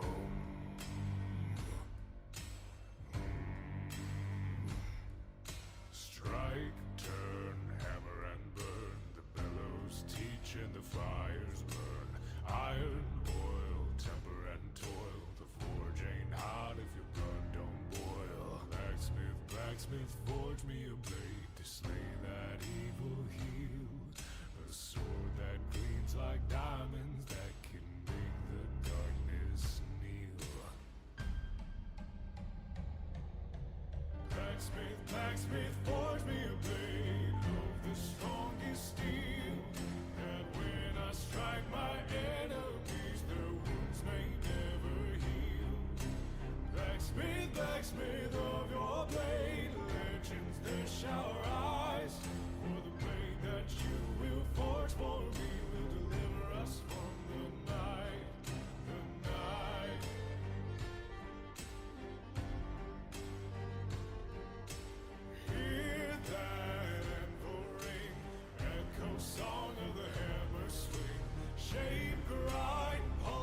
shine. The world ain't ready for a work so fine. Blacksmith, blacksmith, forge me a blade for to purge the blight which creeps upon this world. We love to take from us the light. Blacksmith, blacksmith, forge me a blade of the strongest steel, that when I strike my enemies, their wounds may never heal.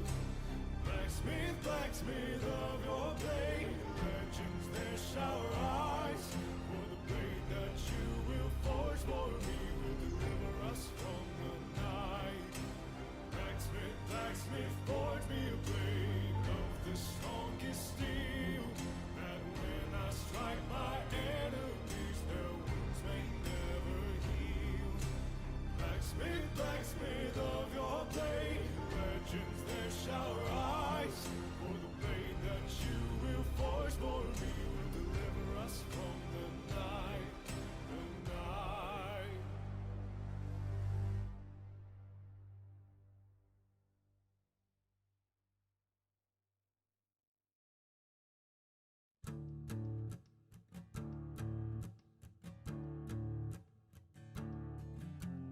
Killers, thieves, thick of skin, till your ruthless trial begins. Let the judge's word sink in, a lifetime on the Isle of Sin. Hey, hey, hey, hey, hey, hey, hey, welcome to the Isle of Sin. Jagged rock, sea slick caves, no way out but the 10-foot waves. You'll cry out to be saved, no reprieve for the criminal slave. Hey, hey, hey, hey, hey, hey, hey, hey, welcome to the Isle of Sin. Cursed stone, blessed orb, swing your pick till you hit the floor. Break your filthy back some more, until you strike the mithril score. Hey, hey, hey, hey, hey, hey, hey, hey, welcome to the Isle of Sin. With your life, pay your dues, work or die, it's yours to choose. You've got nothing left to lose, the sharks await should you refuse. Hey, hey, hey, hey, hey, hey, hey, hey, welcome to the Isle of Sin. An empty look behind your eyes, no soul of a man left there to find. No hope within these iron sights, you're worth these minds till the day you die.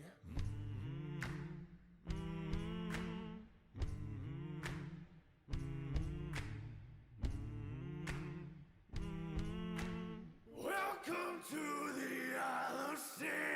Hey, hey, hey, hey, hey, hey, welcome to the Isle of Sin. Hey,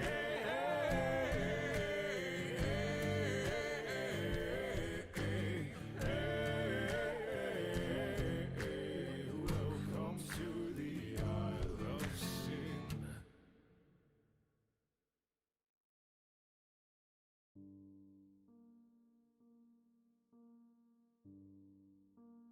Her soul and mine, they're one and the same.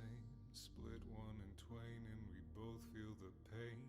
The sins of one father unread in our veins. Through darkness and hunger she remained, but her heart no more beats in tandem with mine. And I'm waiting for the wink and the witty one-liner, for her to say she got me and hit me with a smile. But the hole in my chest says I'll be waiting for a while. Be a boatman, your reaper, I'll be yours, but you can't keep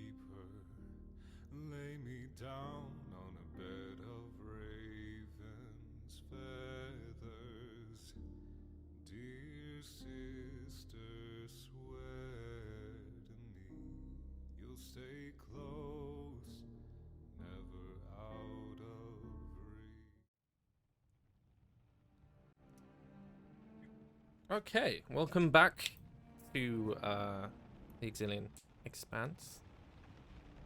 We are going to pick up with you guys having just entered into the back area of the scriptorium as you follow a deep set of stairs and eventually make your way to a door. Using the key you were given, you open up that door and follow further, and the deeper you go, the more the air seems to pressure inwards on you. It smells very dusty, a lot like old books, which would make sense.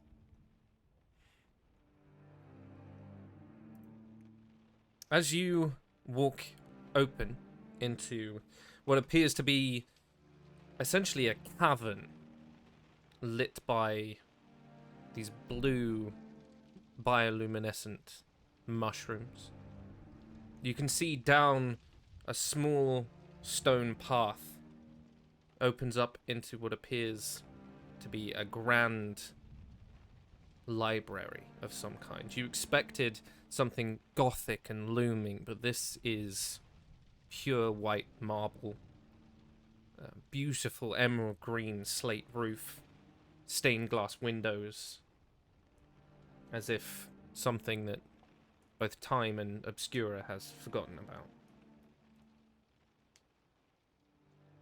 The front doors are open. It's very easy for you guys to make your way towards them. Is there anything else you want to do before you walk inside? Yeah, I summoned F. How surprising. I was like, I don't know if I can waste turns summoning F in combat. if I have a moment to summon him ahead of time.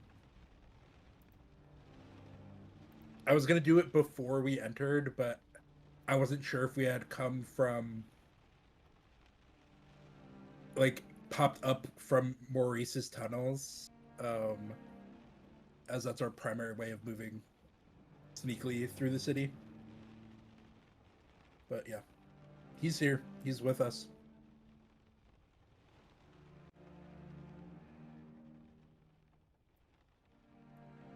Okay. As you enter into this massive library known as the Archivium. Oh, also, Ku, can you psychic link us? Yeah. Inside, That will last for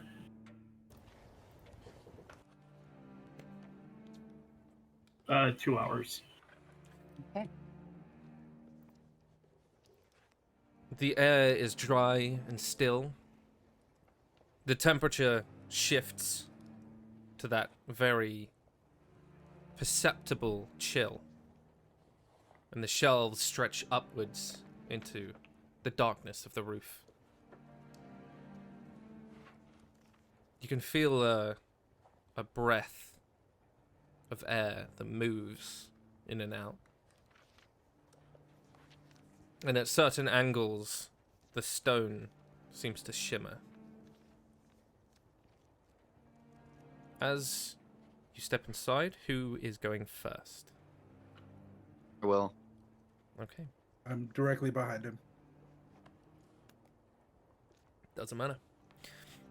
Geo, you hear an audible flutter of paper as an index card moves off a shelf and lands at your feet.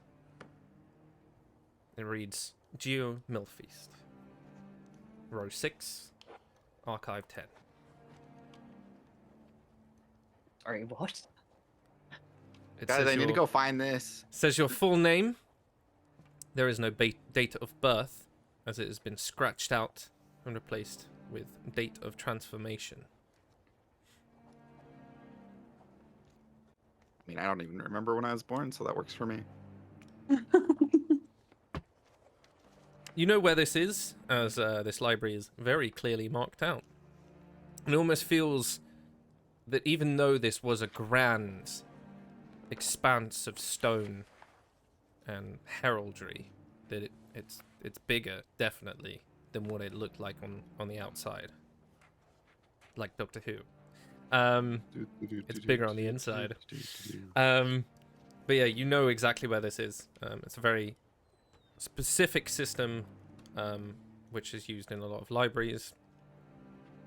You can find that aisle should you wish to look for it. Yes. Okay. Go with him. Yeah, I'll follow along.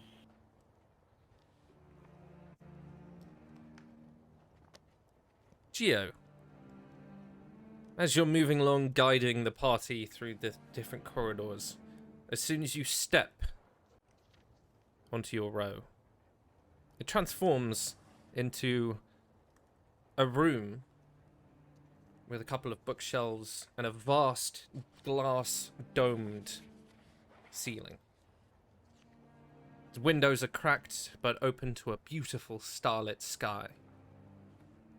And different glimmering, shining star maps are hovering midair.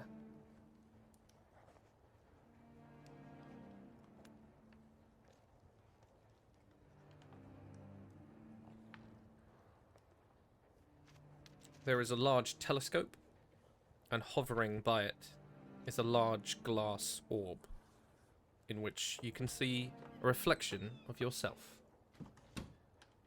I eat it. You eat it. Okay.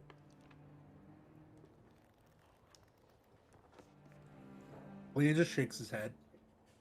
You immediately get a vast vision. This is a scored battlefield in a vast expanse of celestial movements. You can see the bones of some large, dead, obviously, figure floating across the sky. All the different pieces of rock around you are broken but still traversable as you watch other Gith moving about, jumping from one place to the next, all armored, carrying swords, and in the distance, a vast hellscape of Cambions. There's blood on your face, mud all over you, and you are roaring with your companions into battle.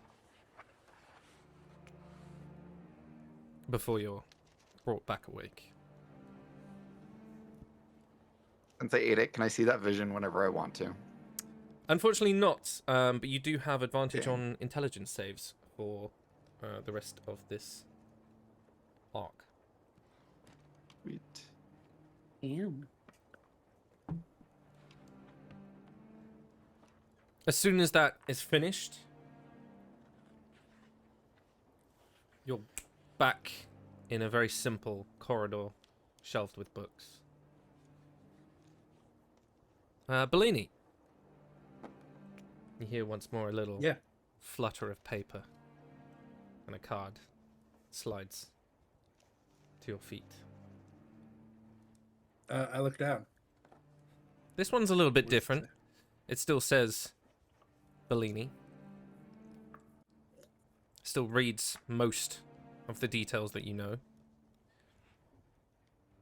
And there's a little note at the bottom listing to reference a book known as Bargains and Luck that's been added to your index card. So there's a book on Bellini, and then there's also this reference. It would appear so, yes. Are they the same? Are they in the same place, or are they separate? They are separate. I go to Bargains and Luck first. Ooh. Okay. This one's very simple. You, once again, walking along, guiding the party, looking at the index card, checking all the different signs, and as soon as you turn the corner, you open up into what appear to be like a tavern. There's a variety of different people sitting around.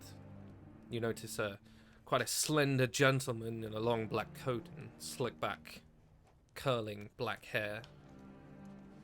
Another table, there seems to be some sort of dark red-skinned humanoid with long curling black horns. And in another, like a softly faced nymph with long tumbling hair. Each of them are sat opposite someone else who looks more than common. If anything, you would not be able to pick them out of a crowd. And then there's a lone table with no one sat at it. And there's a little B inscribed on a little placard. This ordinary person, is there anything in front of them on this table? There's no one on that table. Each No, on the pair. so there's the table with the placard with a B on it. Yes. And then there's the other table with all the people sitting at it, or are they all at separate tables? So each pair are sitting at different tables. It looks like they're having a conversation. Gotcha. So it's the ordinary person and the nymph, and then the dude and the red-skinned person, right? Yeah. Okay. I will walk over to the little piece of paper with my initial on it. Mm-hmm. And I open it.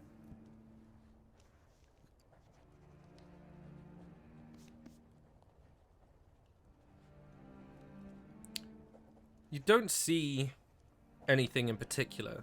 Rather, you see the aftermath of a very familiar deal. Or rather, a bountiful luck that was given to your family. You see it's reestablishing the lucky shell, and bringing people and orphans and your family together, discovering Geo. But more importantly, you see Vinny and another cousin and Red Johnny and I don't know, some other names that I can't think of right now. Yeah. You see them trading cards and papers and money, signing deeds.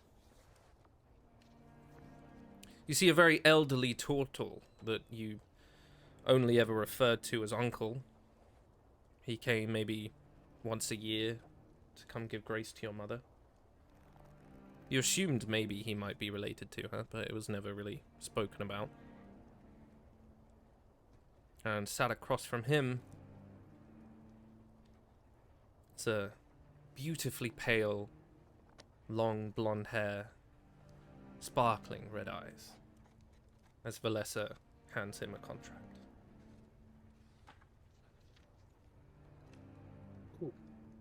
And then it Cool. switches back. Well,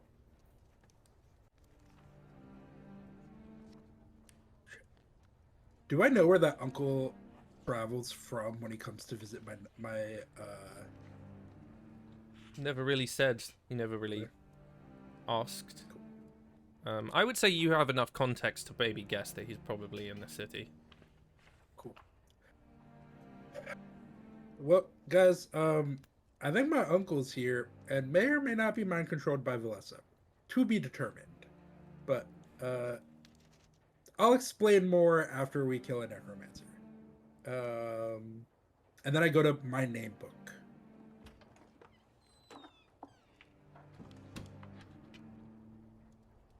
And I pull it from the shelf. It is just a very simple description of your life. Details almost every decision you've ever made. And then right at the end, there's a series of scorched and torn out papers. And as you're sort of flicking through it, Eth sort of puts his hand on it.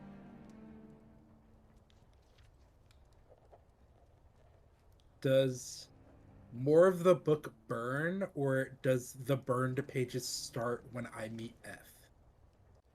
They start when you meet Earth. Gotcha. So after that point, my life has changed. Okay. Mhm. I close the book, and I look at F. I reach out a hand, and I pick him up, and I put him in his little sitting spot on my shell. And I go, well, things change, but that's how it bees. I guess my story changed after I met you. And I keep moving. As you're sort of seeing all of these, there is an involuntary,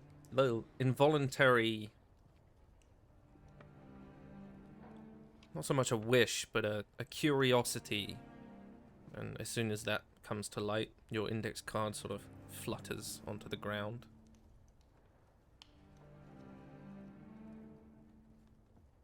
I'll take a look at it.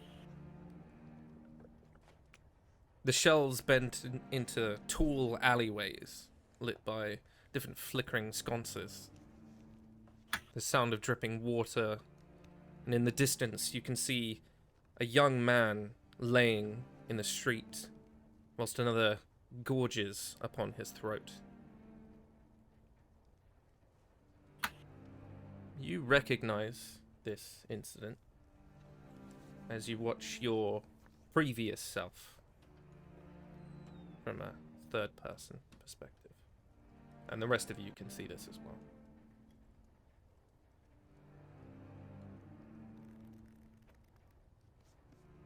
The other person, you could never quite remember, but standing here seeing it happen. Could you describe Haskell to me? Yeah, give me a moment to... so he is definitely taller than Ku. He is the older brother, I think it was.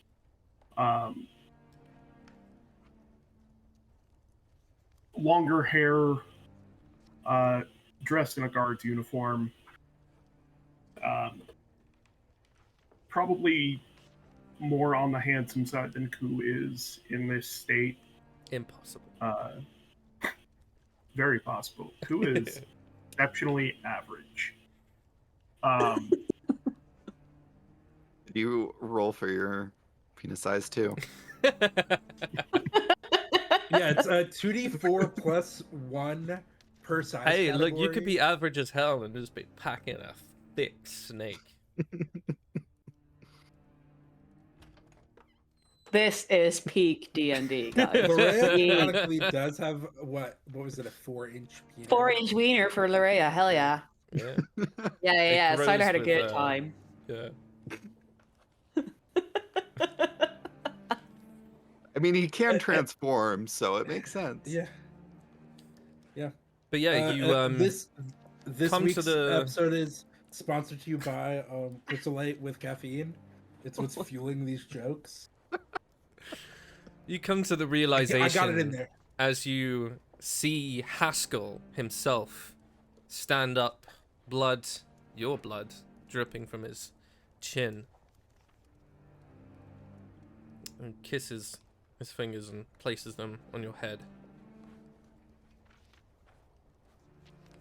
And you hear him say, "I'm sorry I never told you. They're coming for me.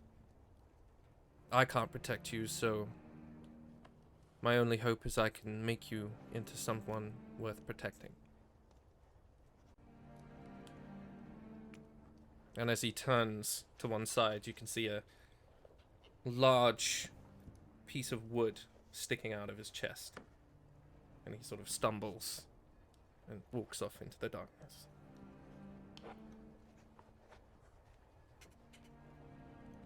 And then it switches back. Loraya. Yours is not an index card. Rather, a skull rolls down the hallway and bumps into your leg. And inscribed upon it, the details upon which you can find your book. Okay. I pick up the skull. I do a little Hamlet, and then I go to wherever it tells me to go. This one has a little bit more of an impact.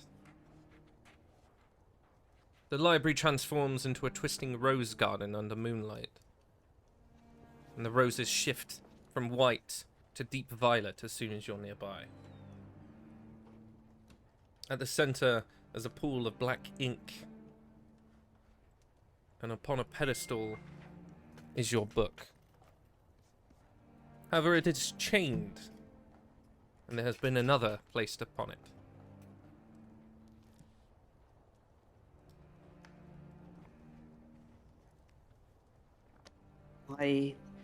What does the book upon it look like? Does it bear a title? Yes, it is The Day of Reckoning, written by the Forgotten Flame.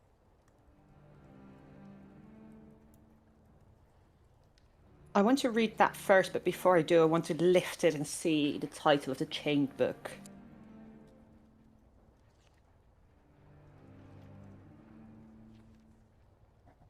The title of your book is simply your name. And it Does it say is- Larea?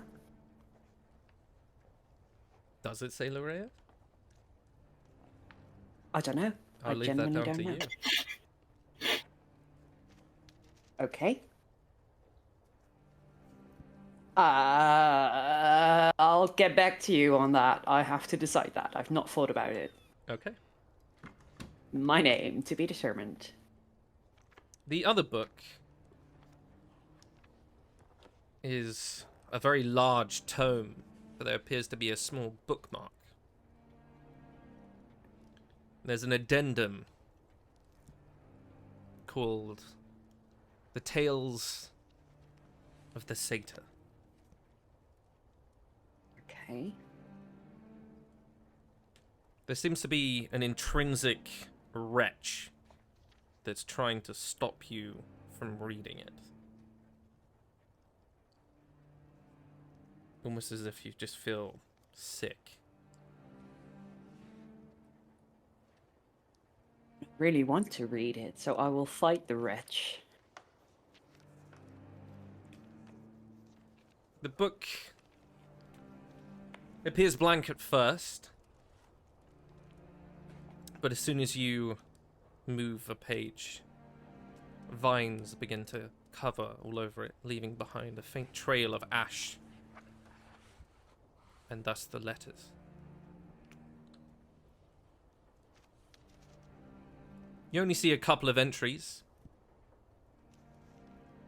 One reads, "She stood barefoot in the garden of embers, unaware of the name on her tongue. I whispered it, she accepted it, and so she became mine."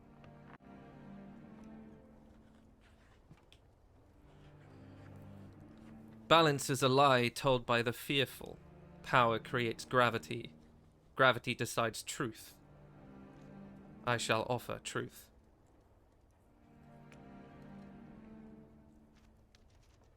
When the Lord awakens, he will not remember love, only hunger. I will be the first voice he hears, and certainly the last.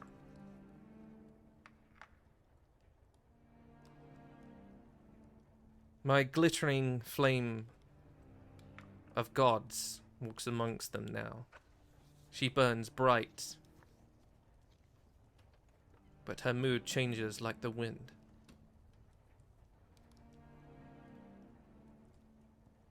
I gave her a name because no one else dared to. Perhaps they feared what she might become. I craved to find out. She does not yet know what her blood carries, but the flame cannot be contained in a vessel forever. It spills, it scorches, and eventually it will consume. She asked for balance. I gave her a scale. I just didn't tell her which side I placed my hand on. let them think me charming. Let them mistake flirtation for absence of purpose. And when they kneel, I shall show them the difference between smoke and fire. If she writes her name in this book, it becomes binding. If she closes the book, she remains uncertain. Either way, I win. The Archivium is a child compared to me. My twilight shall encompass everything. If you read this, Ishkar, I write to rule. Your day will come.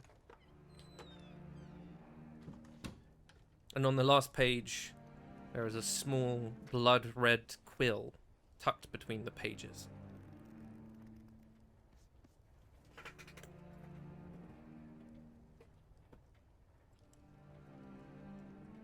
I'll keep it open, the page, with my finger, but I read the book on top, The Day of Reckoning.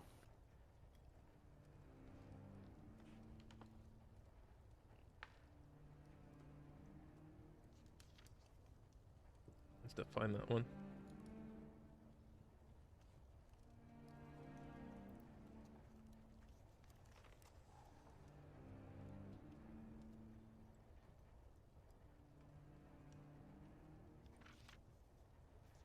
It is under demons. I didn't mean to say that out loud. Fine, I didn't hear it. He said demons. Ah, Sorry. I mean, it comes to...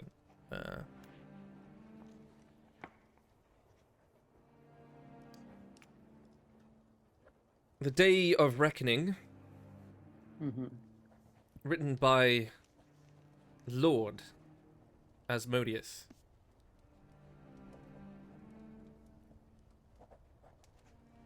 For Ishkar, my love, an excerpt from the final hidden chapter of the Book of Ashir. There was a time before the mask, before the flirtation, before the rose gardens, before the name Ashir. In those days, he was merely called the Whisperer, a title given by mortals who feared the storm but craved its silence. It's true, Ashir was perhaps once a mortal, maybe a satyr, perhaps something far more ancient who served as an arbiter between the primal courts of the Feywilds and the elemental lords of the material. It is said he was a diplomat, a voice of moderation, but I can tell you, I never really enjoyed his company. After the War of the Stormcaller, he crafted pacts that held kingdoms in check, bound flames in jars and quelled revolutions before they began. But the more balanced he enforced, the more he watched the extremes tear the world away. One day, during what came to be known as the Day of Reckoning, Ashir was called to mediate a trial between two dying gods, one of chaos and one of silence. Neither would cede, so Ashir offered a third path. And in doing so, he consumed them both. In strength and in purpose. He drank their final truths like wine and used unspoken names to forge a new doctrine. He claims it is of balance, but in actuality it is calculated imbalance. And from that moment he ceased being mortal, gaining on the formation of the Veil, a domain of his own. Rebuilt in ink and shadow, and the blooming lilies of the Fae.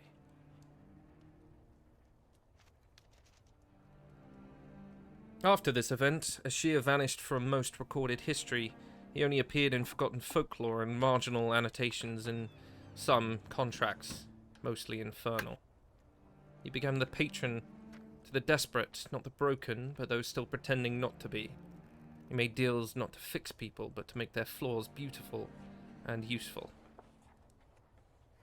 Some say the Day of Reckoning never really ended, but Ashir continues to absorb all those forgotten truths, wayless souls, and rewriting the world's myths however he sees fit.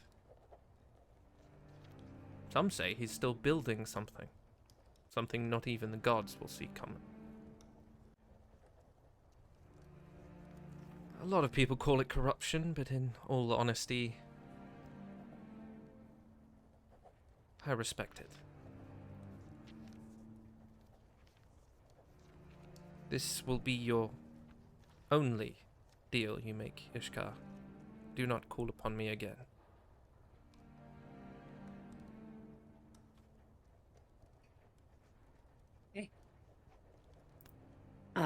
I reopened a page that I'd held my finger in between, and I would like to read again what it would mean to sign my name. I would either stay within unknown, unawareness or something. If she Or- writes her own name in this book, it becomes binding. If she closes the book now, she remains uncertain. Either way, I win. God, I do hate uncertainty.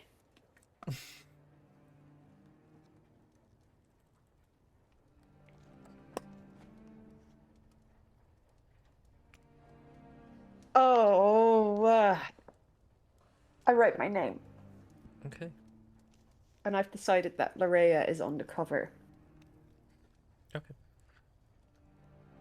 As you finish that final flourish, the rest of you hear a dull clink hit the floor. And Lorraine, as you look at your hand, it is free. Okay. What? Huh? I look touch at that. it. I'm not touching that again. No, don't worry, Bellini.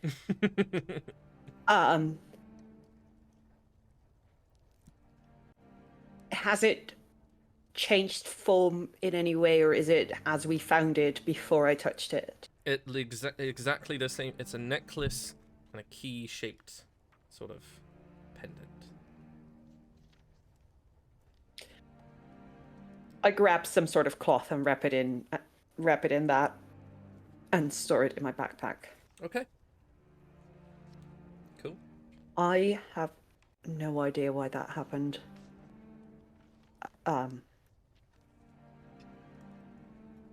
But I'm sure it'd be wise to keep it on us.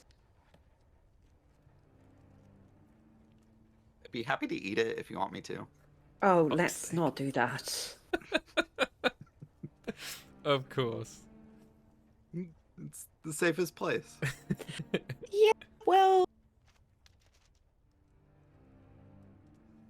Yeah, let's keep it in my backpack for now. Okay. My backpack's my stomach. Yeah.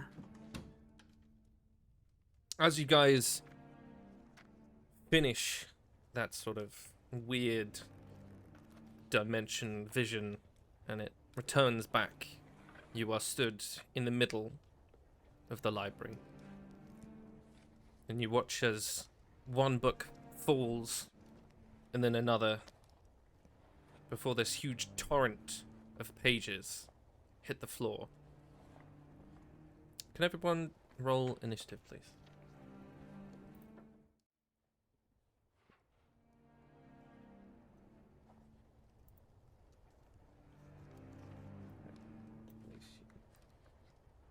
That's 16. Okie 13. dokie, let me just find it. 16, got it. Lorraine? 8. 8. Q? 17. Nice. And Gio, yours was 13, right? Yeah. Cool.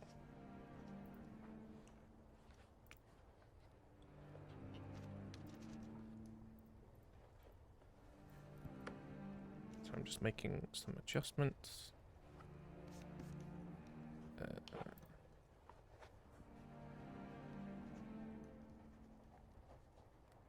Where's it gone? Ah, here it is.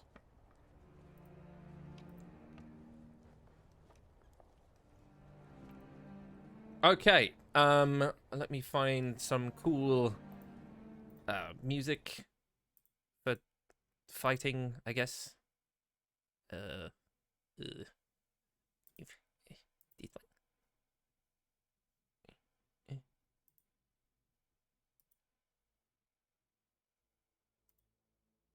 Are you working?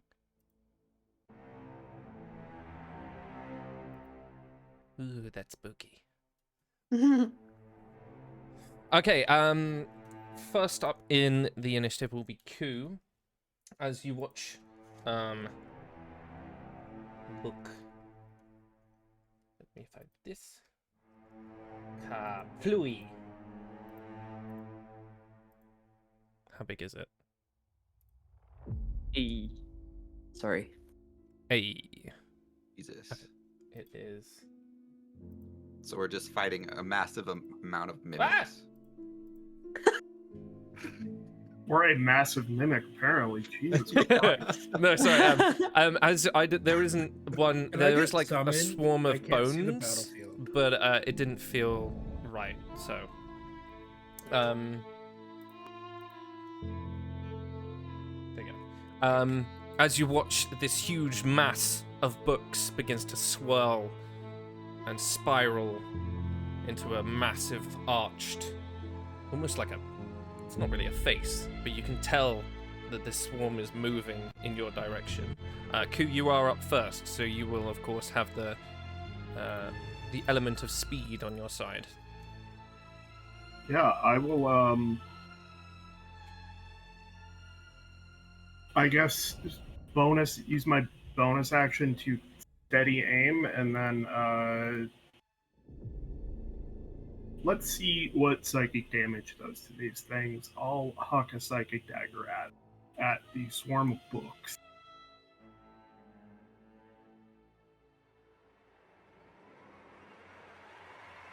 That's a 23.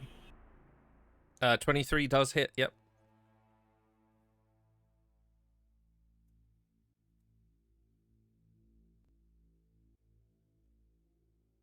I didn't. 22 points of psychic damage. 22, damn. As you sort of lob the blades, you expect that perhaps maybe it won't work, but you hit one of the books and you see like the small tendrils of that like translucent, slightly, I see it as purple, I don't know why, purpley tinged energy spreads out to like a couple more, and then like you see a couple of books fall to the floor. It definitely worked. Bellini, you're up. Well, I am going to take a step towards the books. Hold on. And then I'm going to turn and face it. I go, oh, you're made of paper, right? And I put my hands together and I cast Burning Hands. And the Okay. book's on fire. At what level? At first level. Okay. Spells, Burning Hands. Oop.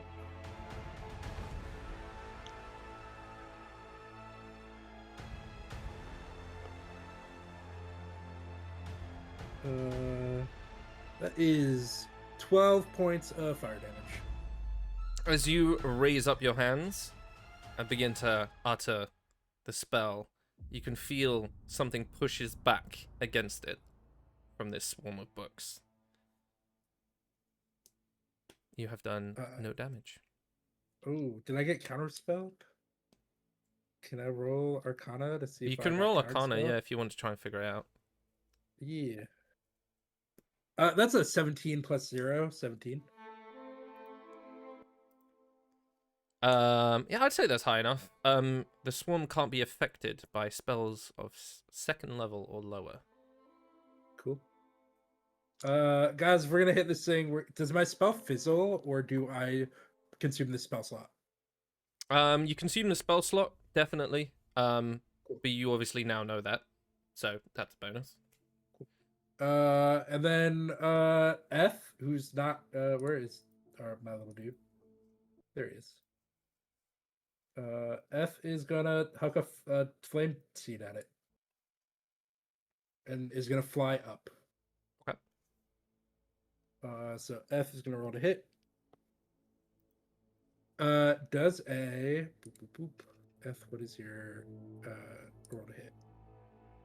D20 plus a spell attack modifier, which is 6. So does an 18 hit? It does. Cool. It's a very large swarm, so its AC is pretty low. Yeah. And it takes 8 points of fire damage. Okay. And then F flies up into the air. Hold on. What is move vertically is control? Yeah. Ooh. Nope. Stay there. Control click.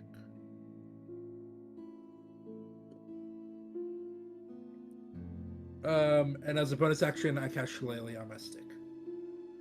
Okay, no worries. Geo. I'm going to walk up to the books and then take a swing at them with Dreadful. Nice. Dreadful. Natural 20. Oh, God, yes. Why will you not stay in the air? That's 25 total damage. Woo. What kind of damage?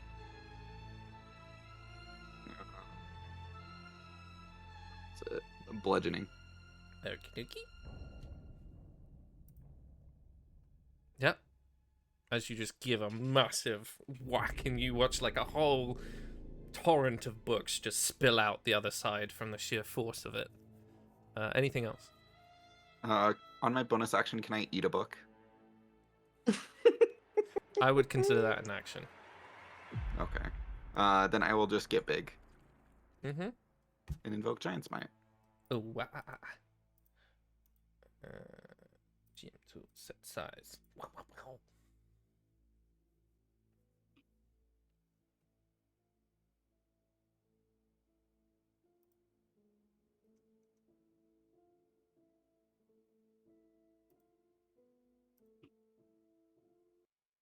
Let's use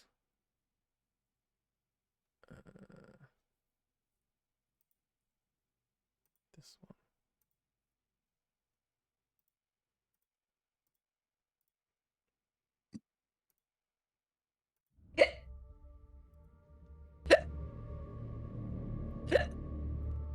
Bless you. I get. What do you say for hiccups? I don't know. Loria, it's your turn. You ignore Right. it. Yeah, essentially. You ignore it. Bonus action, Form of Dread. Ooh, yes. I actually do have one. I just hit it earlier. Yeah. Rah, rah, rah, rah. Blah, blah, blah. Oh, look at that! No, stay in the air. Oh, that's the wrong one. Son of a bitch. Hell yeah. Yeah, stop being a little bitch and fly. I'll roll So this my is 10 your hit this points. is your form of dread. I love it's it. Super duper sexy. Hell as yeah. You can see. Hell Okay, yeah. full spawn? I have no idea. I just found it and I was like, that's cool. We'll use that one. Yeah. Main action, Yes. I will Eldritch Blast. So I'll roll to hit. Okay. That is a 19 to hit.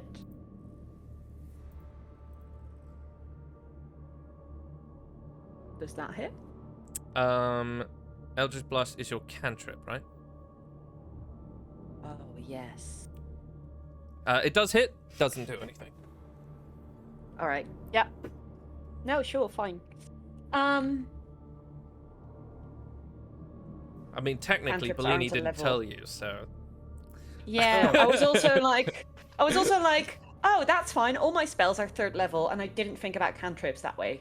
Because I'm a warlock. Shit, Shillelagh's Yep. not gonna work. Fuck. Cantrips are okay. spells. They're just very, very low level spells. Can you enable about the- flying on Eth, by the way? Oh, yes, sorry. However, I did hit him, even though I didn't do damage.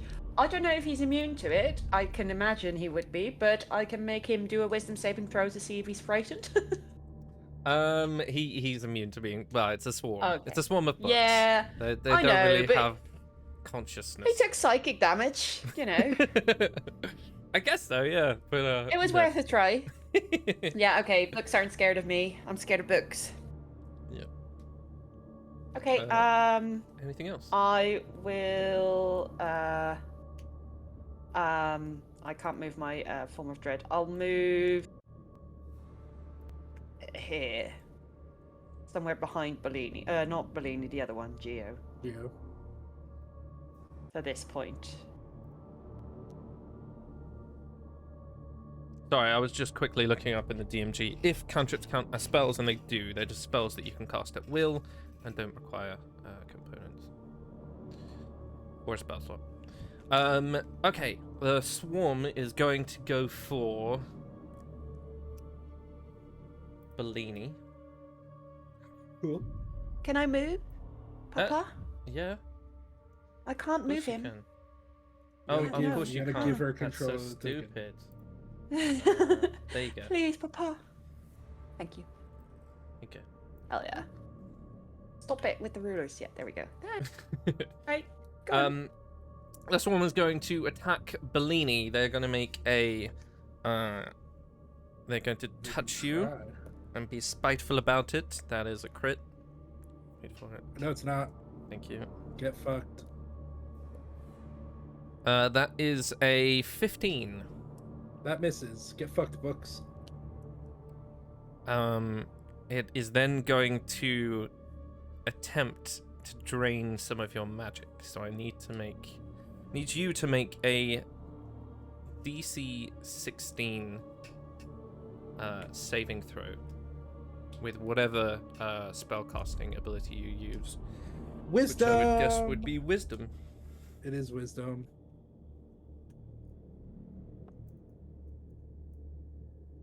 That's a 4, but I'm gonna use my Hunter's Amulet, or Amulet of Hunter's Luck.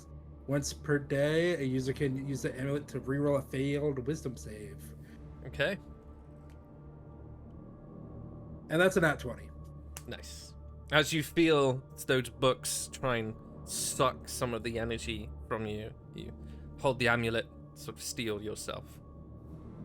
That is the end of its turn. Ku, you're up.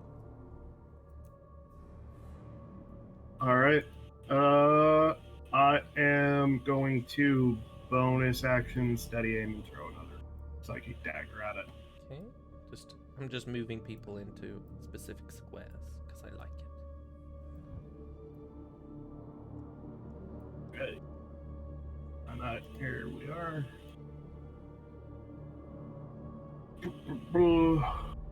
21 to hit. 21 hits.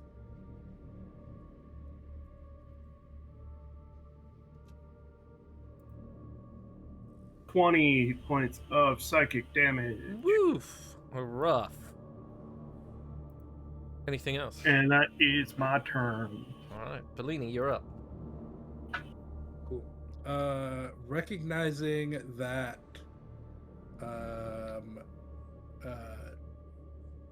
and I share with the group spells under second level won't affect it. I tuck my shillelagh away, and I cast Flame Blade as a bonus action. Okay. And a sick ass fiery sword appears in my hand. It's sized and shaped like a scimitar. It lasts for the duration of the spell. I can throw it and re-invoke it, and I attack with it. So I rolled a hit. Nat 20. Get fucked, bitch. Nice. Very nice. So question, this does 3d6 damage. Yeah. Does it modify by being a crit at all? Yeah, it's 18 plus 3d6. Oh, cool.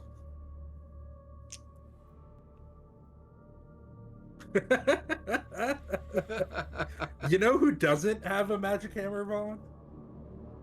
Bleedy. You know who just did an extra 10 points of damage? Bellini. Bellini. That's 28 points of damage, fire damage. Love it.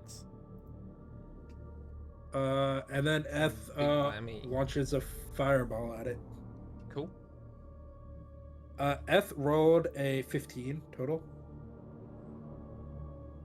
15 hits. Yeah, get it, buddy. Eth does 7 points of damage. I can do math. Of fire damage, specifically. Anything else? Nope, that's all. All right, Geo, you're up. Okay. I am just gonna go whack it with my hammer again. Hell yeah. Ah. Another natural 20. Yeah, that hits. So that is another 25 points of damage. Mad. Plus, I forgot to roll for this. Oh, an extra 1 point because I'm a giant. Amazing. Anything else? I'm gonna invoke my Astral Spark as my bonus action, and it takes another 3 points of force damage. Ooh, god damn. All right. Larea, you're up. Okay, are you ready to stretch your DM brain? Yes. Because I have a fucking construction. First of all, I want to get within 10 feet of him. I'm not sure where his being stops. So here, I think, is 10 feet. Okay. Bonus action, Spirit Shroud. That is a 3rd level spell. Yep. What it says is, Mm-hmm. any attack you make deals 1d8 extra damage when you hit a creature within 10 feet of you. The damage is radiant, necrotic, or cold, your choice. So that's my bonus action. As an action, I would like to cast Eldritch Blast, which in and of itself won't do damage. Will the 1d8 extra damage count from the 3rd level Spirit Shroud? Technically, yes. Okay. Question number 2. I forgot to ask this last turn because this is a new feat for me as well, so pardon me for that.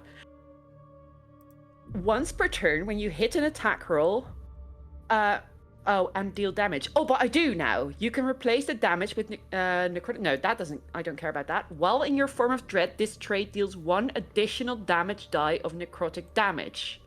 There is no level attached to my features. No. Will my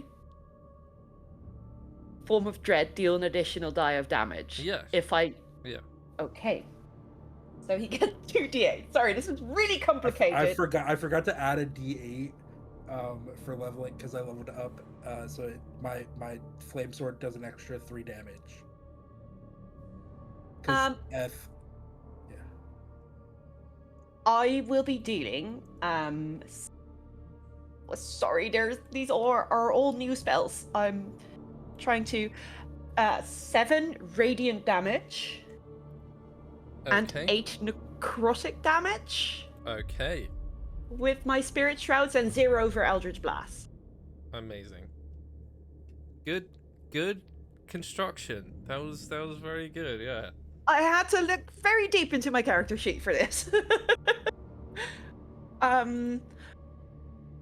Yeah, it And can't be affected by spells of 2nd level or lower, which means even if they hit, they're not affected by the damage, but you hit and did different damage, so technically, yes, it works. Yeah. And then I'm gonna Run go away. back. Yeah. Run! Okay. And that is my turn.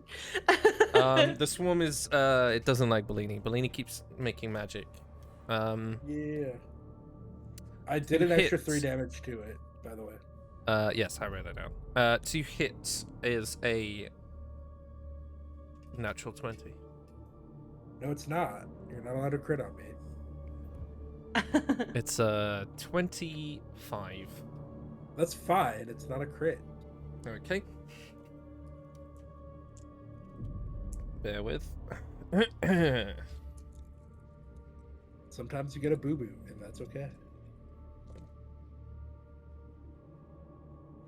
That is 12 force damage Okay. plus 9 necrotic damage and another 7 force. How much total? 16.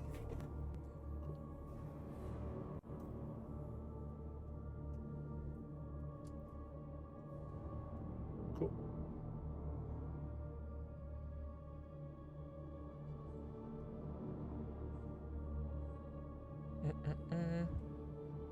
Oh, sorry, it's 9 and then 16. So 20. So you 4 5. total. Yeah. It's then going to try and drain your magic again, so I need you to make a DC 16 Wisdom saving throw.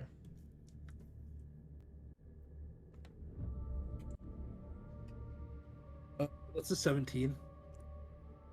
That passes. I also need to make a concentration check. Hold on. Yeah, that passes. And then it is going to move inside of, or rather, you're going to be inside of it. Awfully personal. Roughly, yeah. You can no longer see. You are blinded whilst you're inside the swarm, and I need you to make a Constitution saving throw.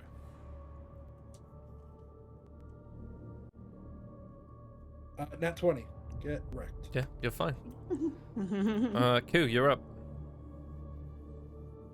So Bellini being inside of this thing, that counts as an ally within 5 feet of it. Yeah. In that case, I'm not going to steady aim. I'm going to use both my, I'm going to main hand and then offhand with my psychic blades. Okay. Main hand is a 15 to hit. That hits. All right.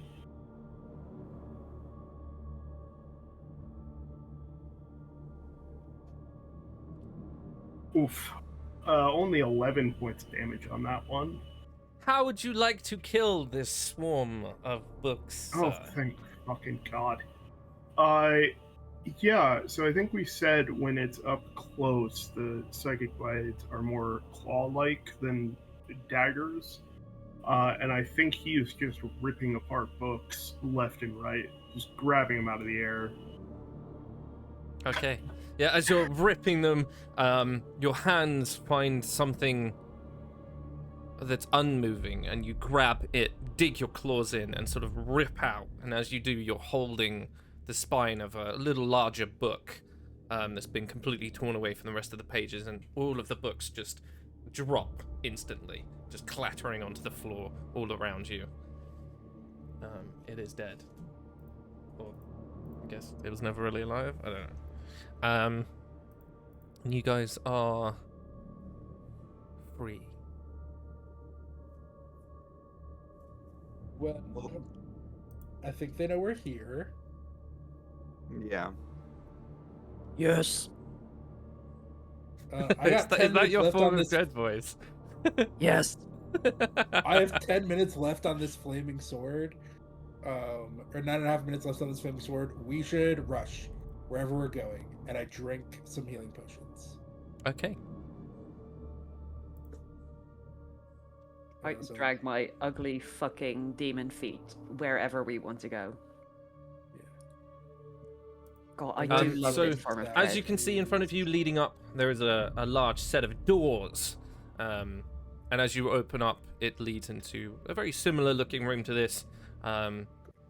This one is a little bit more grander. It's got more of the hallway that leads up to what appears to be some sort of desk, you would guess. There's a typewriter that seems to sit on top of it, and then more books lining all the different parts of the corridor.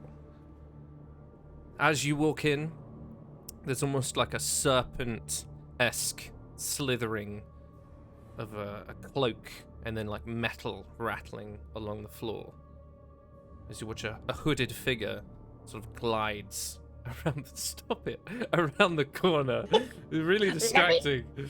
It sort of glides around the corner, and you hear a very sort of hoarse voice welcome you into the Archivium.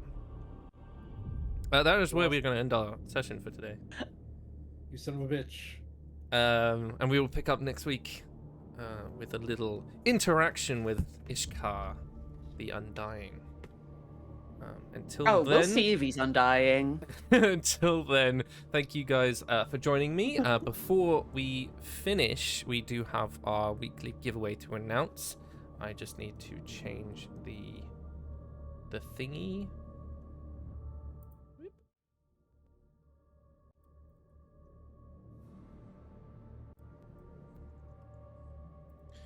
Wheel of Names.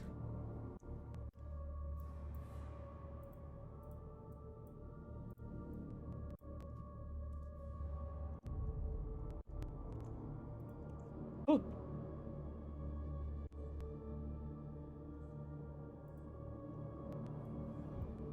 Okay, so we have Outlander, Marley,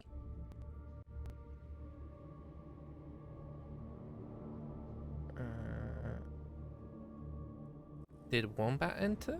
I don't I think, think so. You did, yeah. Oh, they did, yes. Wombat.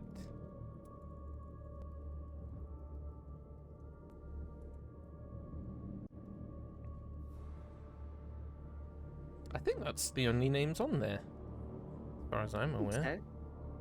So. If it's reset at all since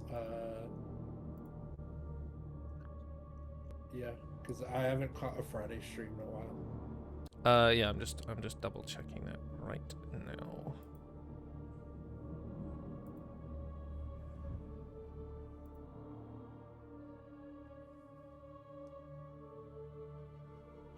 But whilst we're waiting, how about you guys tell us your favorite parts about the campaign so far? Oh. Let's There you go go. first. Have a little chat amongst yourselves, class. I can go first. Go. I like that you're letting me collect cursed objects. Hell yeah. I will uncurse at least one of them. It will be my cool druid staff. Eventually. You're assuming Jill will let you have it. Fair point. Listen. Eth will just steal it. He'll grab it and teleport away. Just make sure he doesn't accidentally take the sword.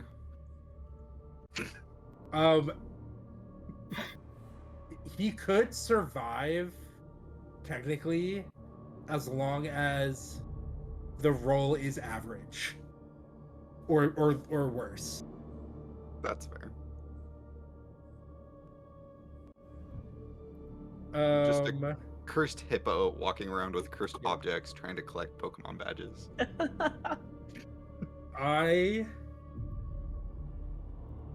really enjoy how Bellini's a serious character in the most unserious way possible. Cause like I'm a very silly player. But No way. no, the man with a fire spirit who wears a powder blue coat, a bowler cap, has a mustache, and with a pink vest underneath it is totally a serious character. But I think like it's been really enjoyable. This like I was like, oh, what if he's a druid turtle from this city who's never really been outside? He's a city turtle who runs a gambling hall. This like very silly concept made serious has been very fun. Cause like I've played the like serious or edgy character and they're less fun. But Bellini will have moments of like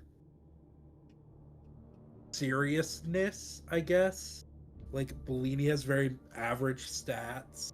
His highest stat is a 16 in wisdom. Has an 8 for strength. Like Bellini in no world should be an adventurer, Yeah. but he is. And I think that's been really fun to play.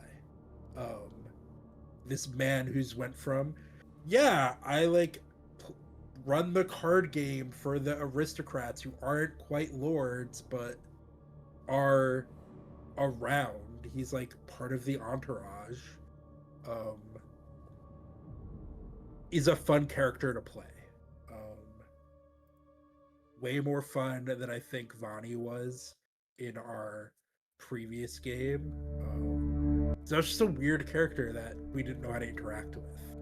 This is a very tangible character that we can interact with, interacts in the within the world, and yet today we had a very serious of like, hold on, wait, let's have a come to Jesus moment during this negotiation. Whereas Bellini's not smart enough, but Bellini is wise enough to recognize what's at stake here. I love that. That's so cool. Yeah. He also just left the negotiation and said, bye. I've shit to deal with. Yeah. I thought I genuinely really like that as well, because I think for personally I disagree with your take that, because I really enjoy my very serious and edgy character. Like there is no humor to it, and honestly I don't think I could play a humoristic character well. I could probably try, but I don't think that's my strength personally. But what I really like about Lorea is that she feels like she is in control at all times. She's very manipulative. She uses her silver tongue. And I mean, I think it's no secret that I like the Sylar storyline. And I really, especially with the lore drop that's been given today, I really like that she's sort of losing control because she is being played with currently. And that I like that moment of Bellini being like, stop what you're doing.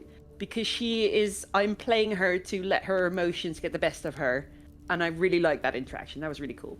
Yeah, I'm glad that is your view of the interaction. Oh yes. I truly just went, hold on, wait, which is not a very like yes and improv choice. It fits. It absolutely fit. I've let you, and I was like, no, I've let you drag me into this. So let me try to be smart about this. Yeah.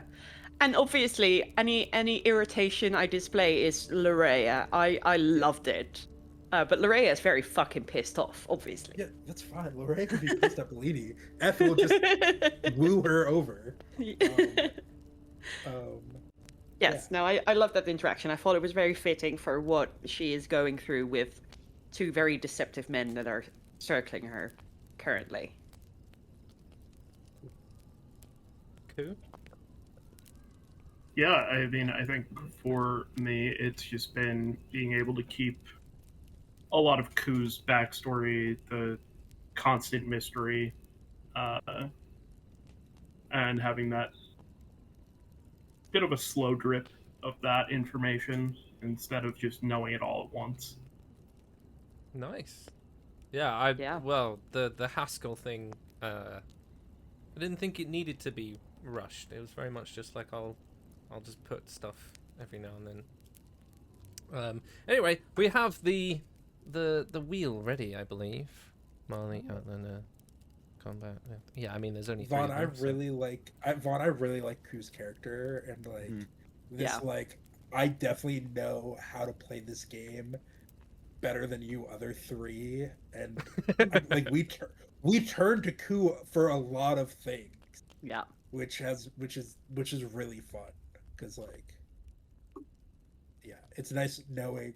I also love how all of us are not good at investigation checks. No, None of us are proficient. We lack a wizard, essentially. We lack an intelligence-based character. Yeah, well. And it's also very interesting because I had an idea for my backstory and how I was going to play it, which made me choose proficiency in sleight of hand, stealth, and deception and history, not in intimidation, which is completely different from how I play her. Yeah. Well, I see it more as like that she wants to be intimidating, but it's like a lot of the time it's lost in like the way she is, and when you do your form of dread, that's you reclaiming like a little bit of that scariness. Yeah. Because I think the way I think of Lorea when she's not in her form of dread is quite a very simple. She's quite a young woman, pretty much, just going about the world. So I think in terms of quite a sexist every now and then society, she's not that intimidating. Yeah. But How old is Aurea? I keep picturing her older in my head. Yeah, I haven't given her an age, mostly because I don't really understand the lore of Azamar. I'm gonna come right out of the gate to say that. I don't know how old she is. I picture her like visually, humanly, I picture her around 25. Like, yes, young, but not green. Gotcha. Okay. I remember Something like that. Okay. A little younger than me. I pictured Lorea like mid to late 30s, but like this makes sense. So Asimars can live up to 160 age. They age at a normal human rate. They're just slightly longer lived. Okay. That would make sense, yeah.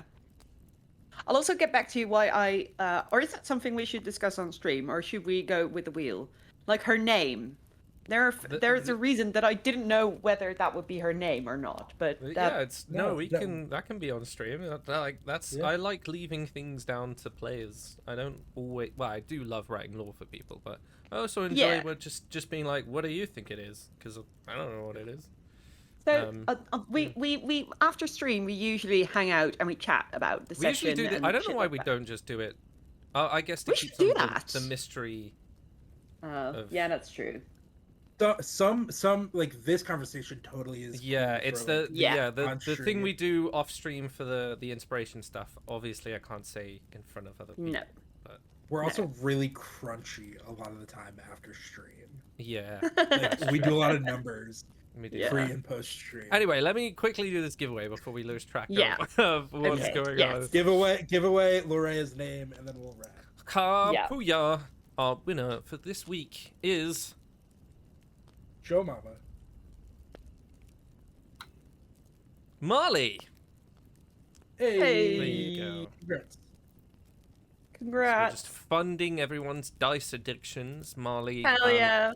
Obviously, we will be contacting you at the end of the month to sort out your dice giveaways, and hopefully you get something cool on your way. GG's. Jeez. What else? So Tommy was last week, Marley is this week, and then we'll find out for the other two soon. Obviously, this has been my Wyrdcast. Have you had a decision on Lorea yet? Or are we going to keep that a mystery?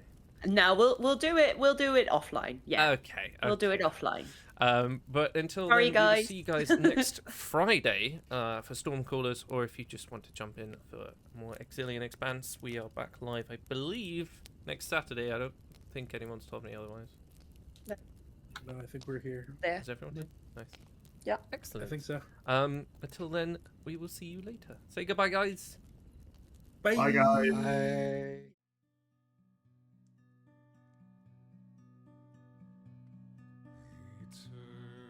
Eternity's a gift, they say, to never cross the veil. This life I try to savor, and I try